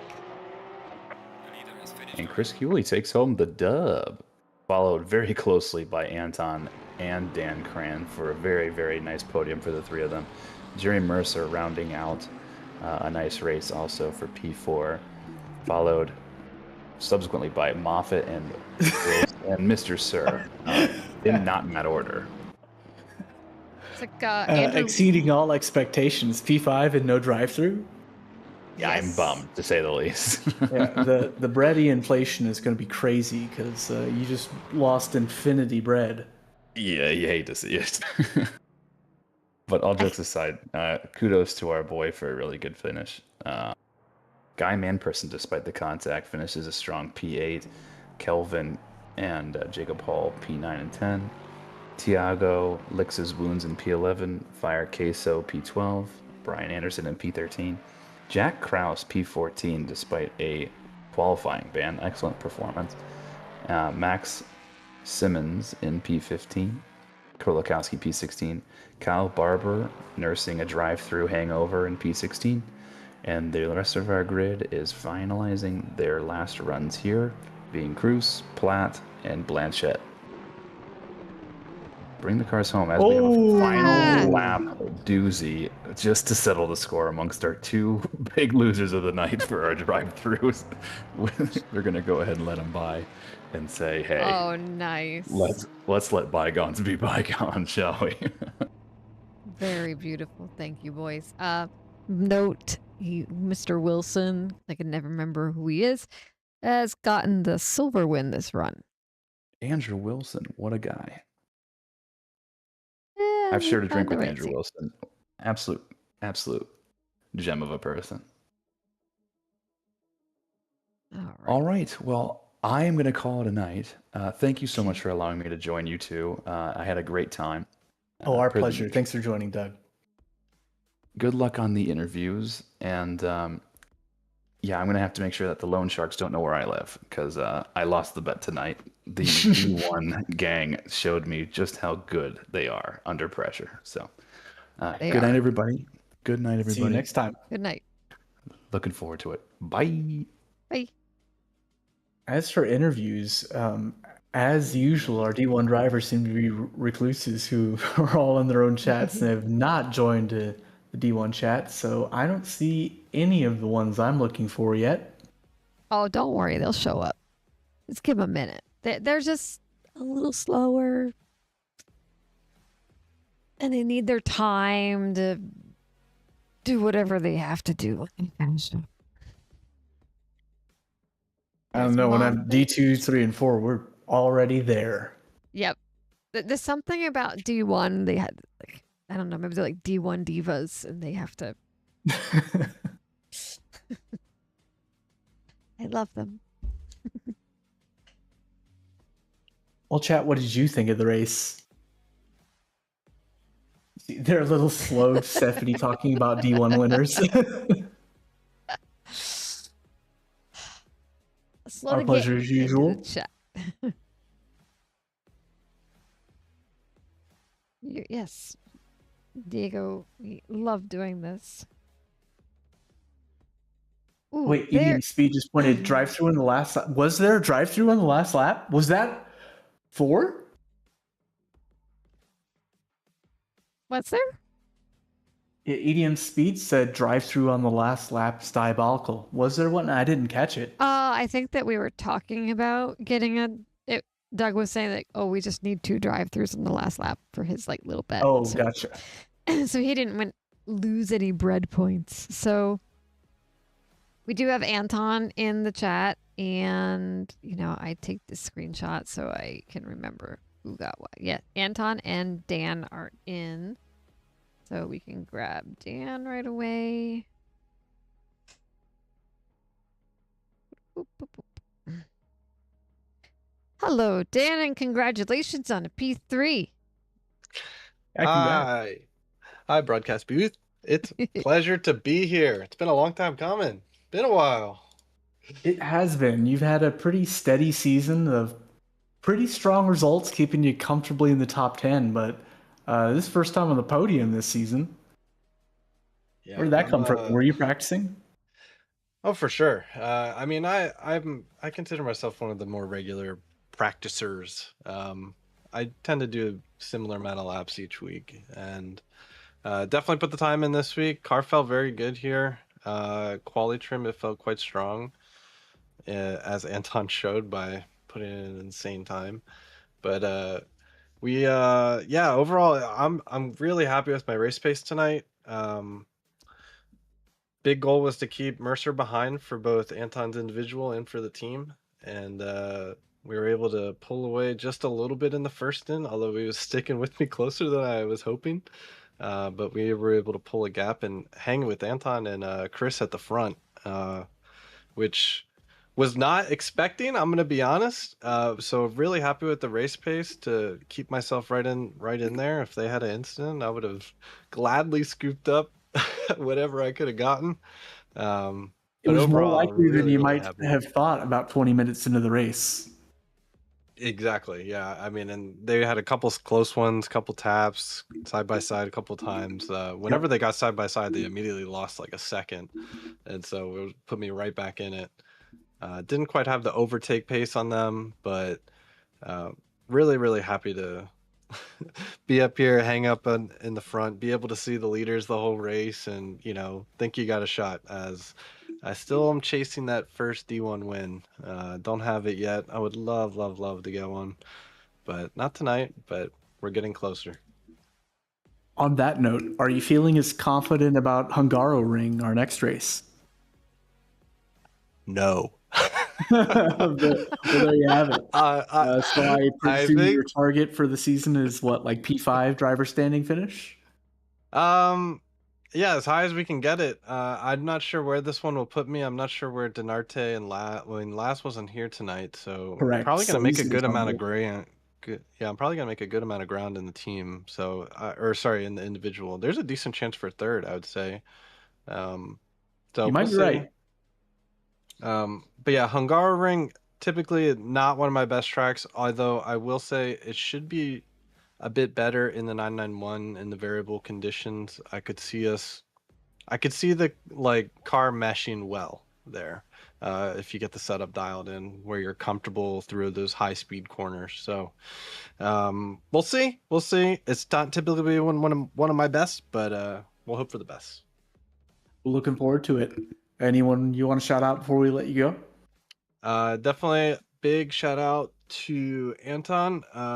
He's been a great teammate all season. We've gone back and forth with setups and discussion. Been a really informative season.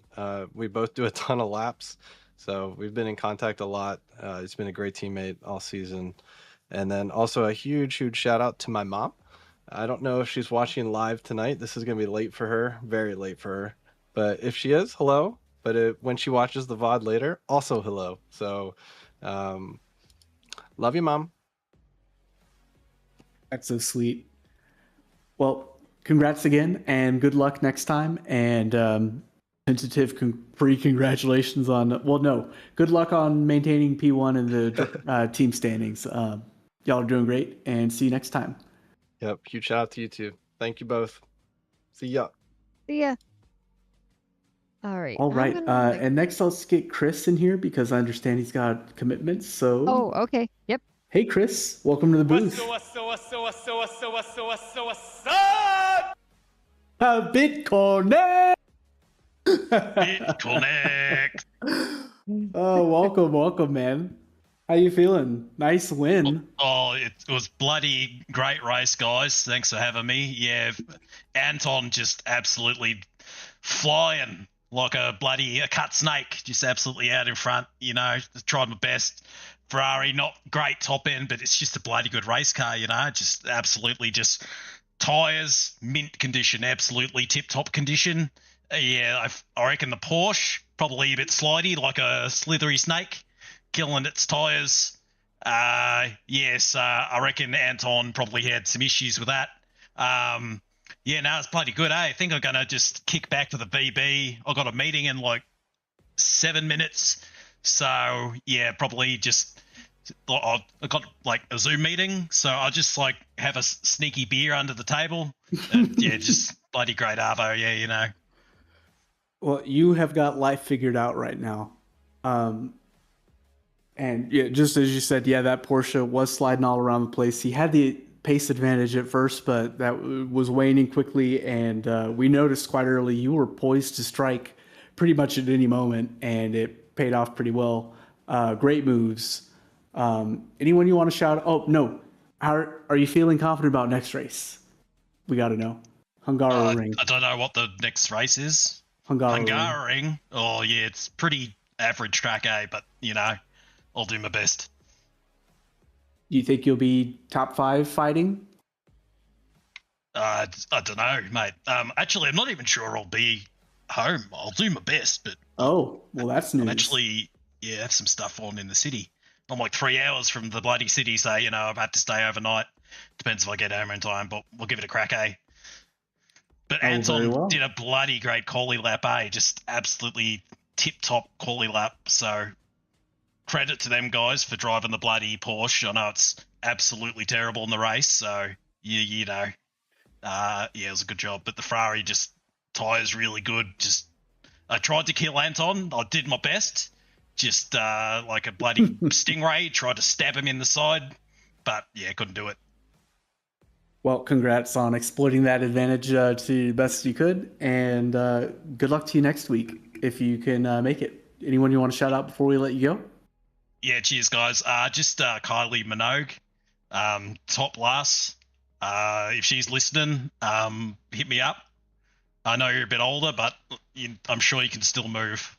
Hell yeah. Well, thank you very much, Chris, and I hope we see you again next week.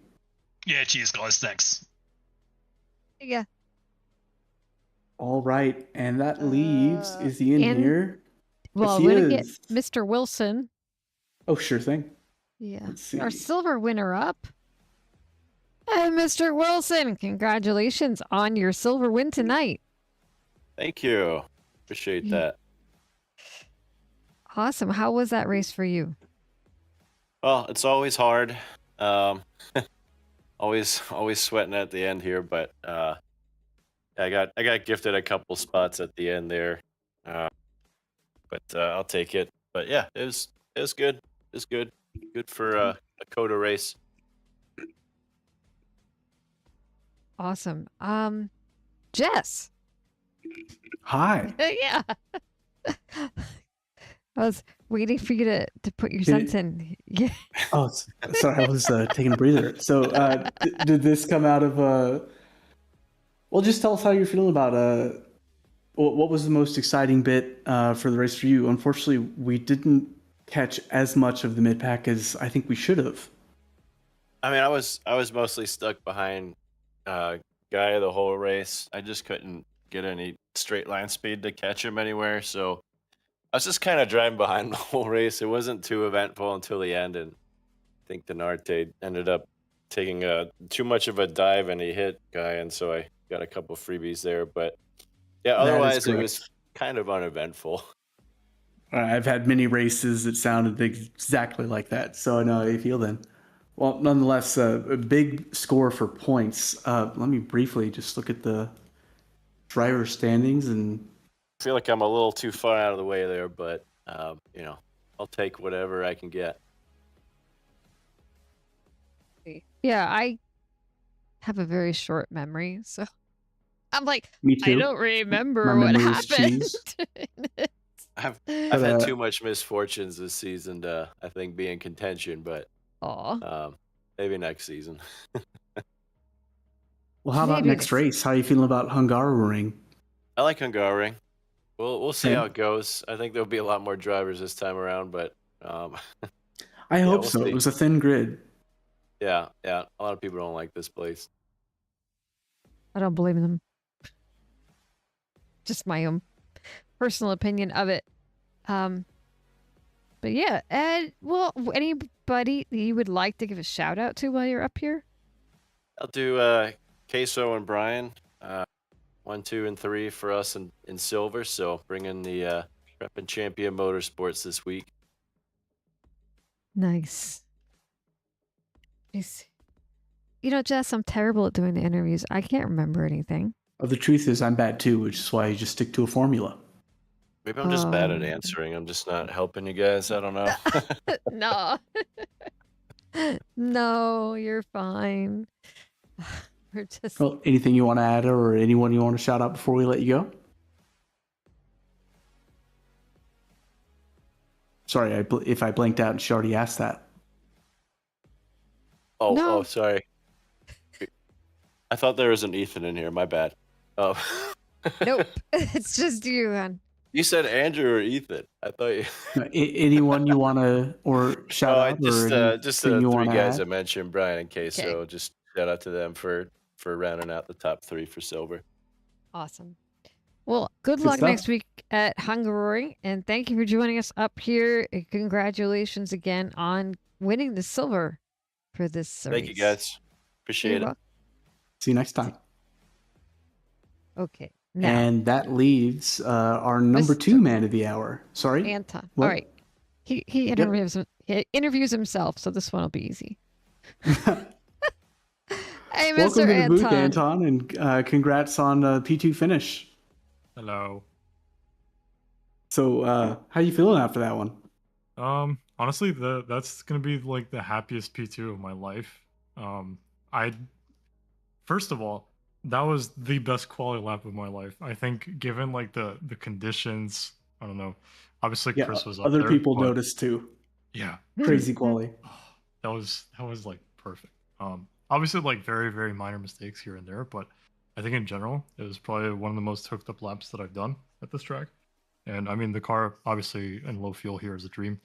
In full fuel, not so much. Probably one of the more tough races for me, starting from pole. I'm usually pretty strong at Coda, and I mean, I'm like I said, happy with the P2. I've actually gotten to P3, P1, and now a P2 here, so completing the holy trinity of podium positions here. But it was not easy. I'll tell you that.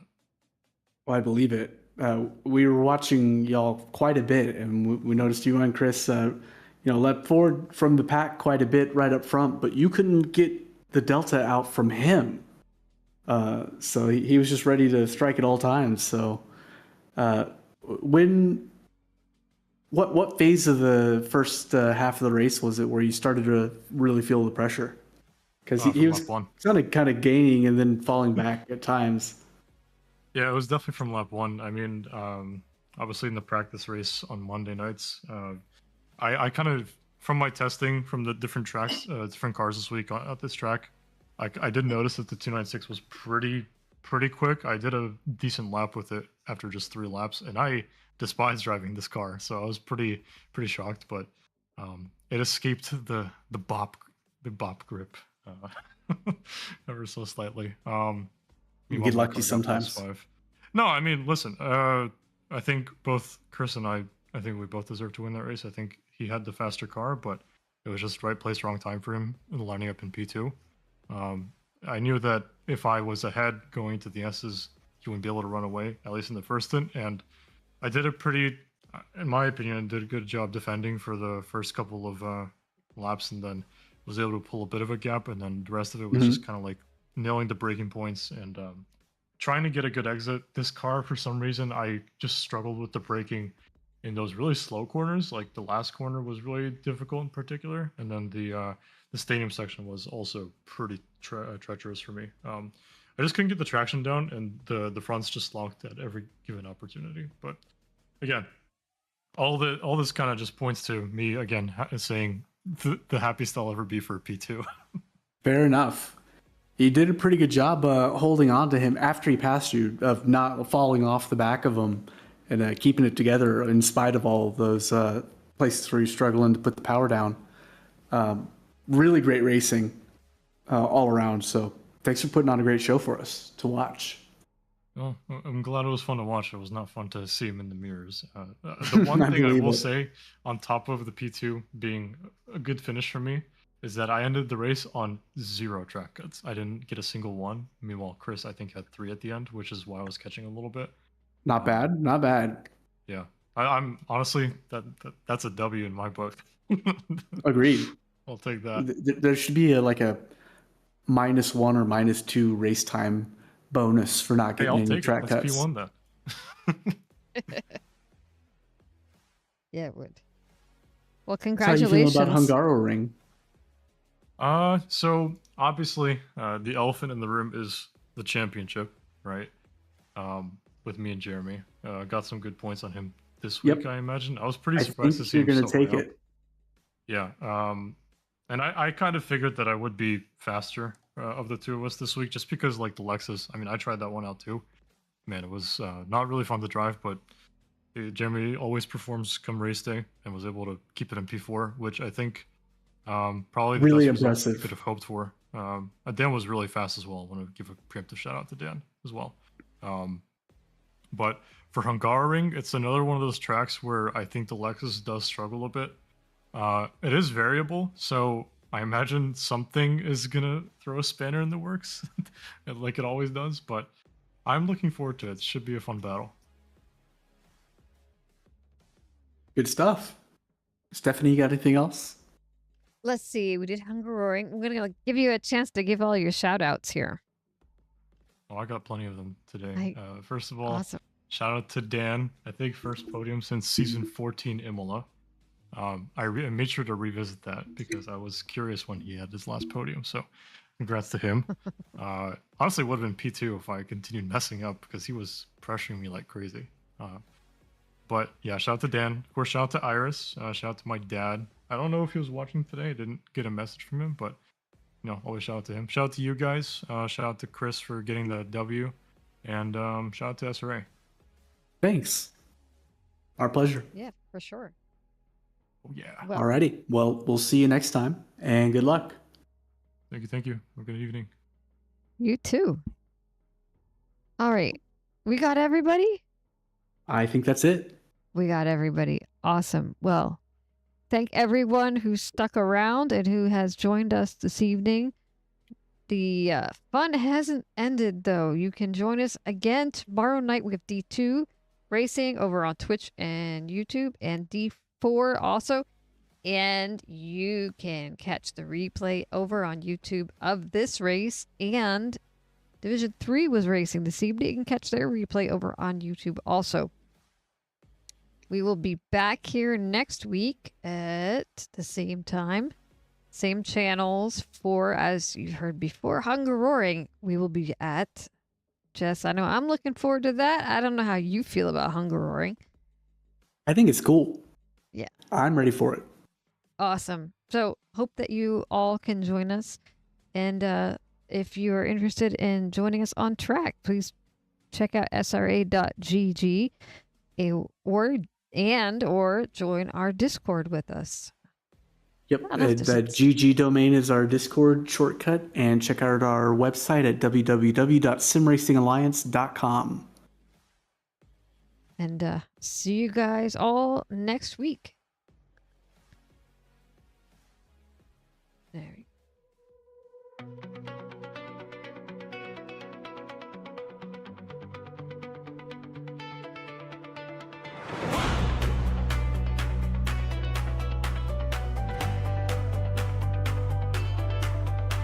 When I was just a new driver, I asked Coach Jeffries, what will I be?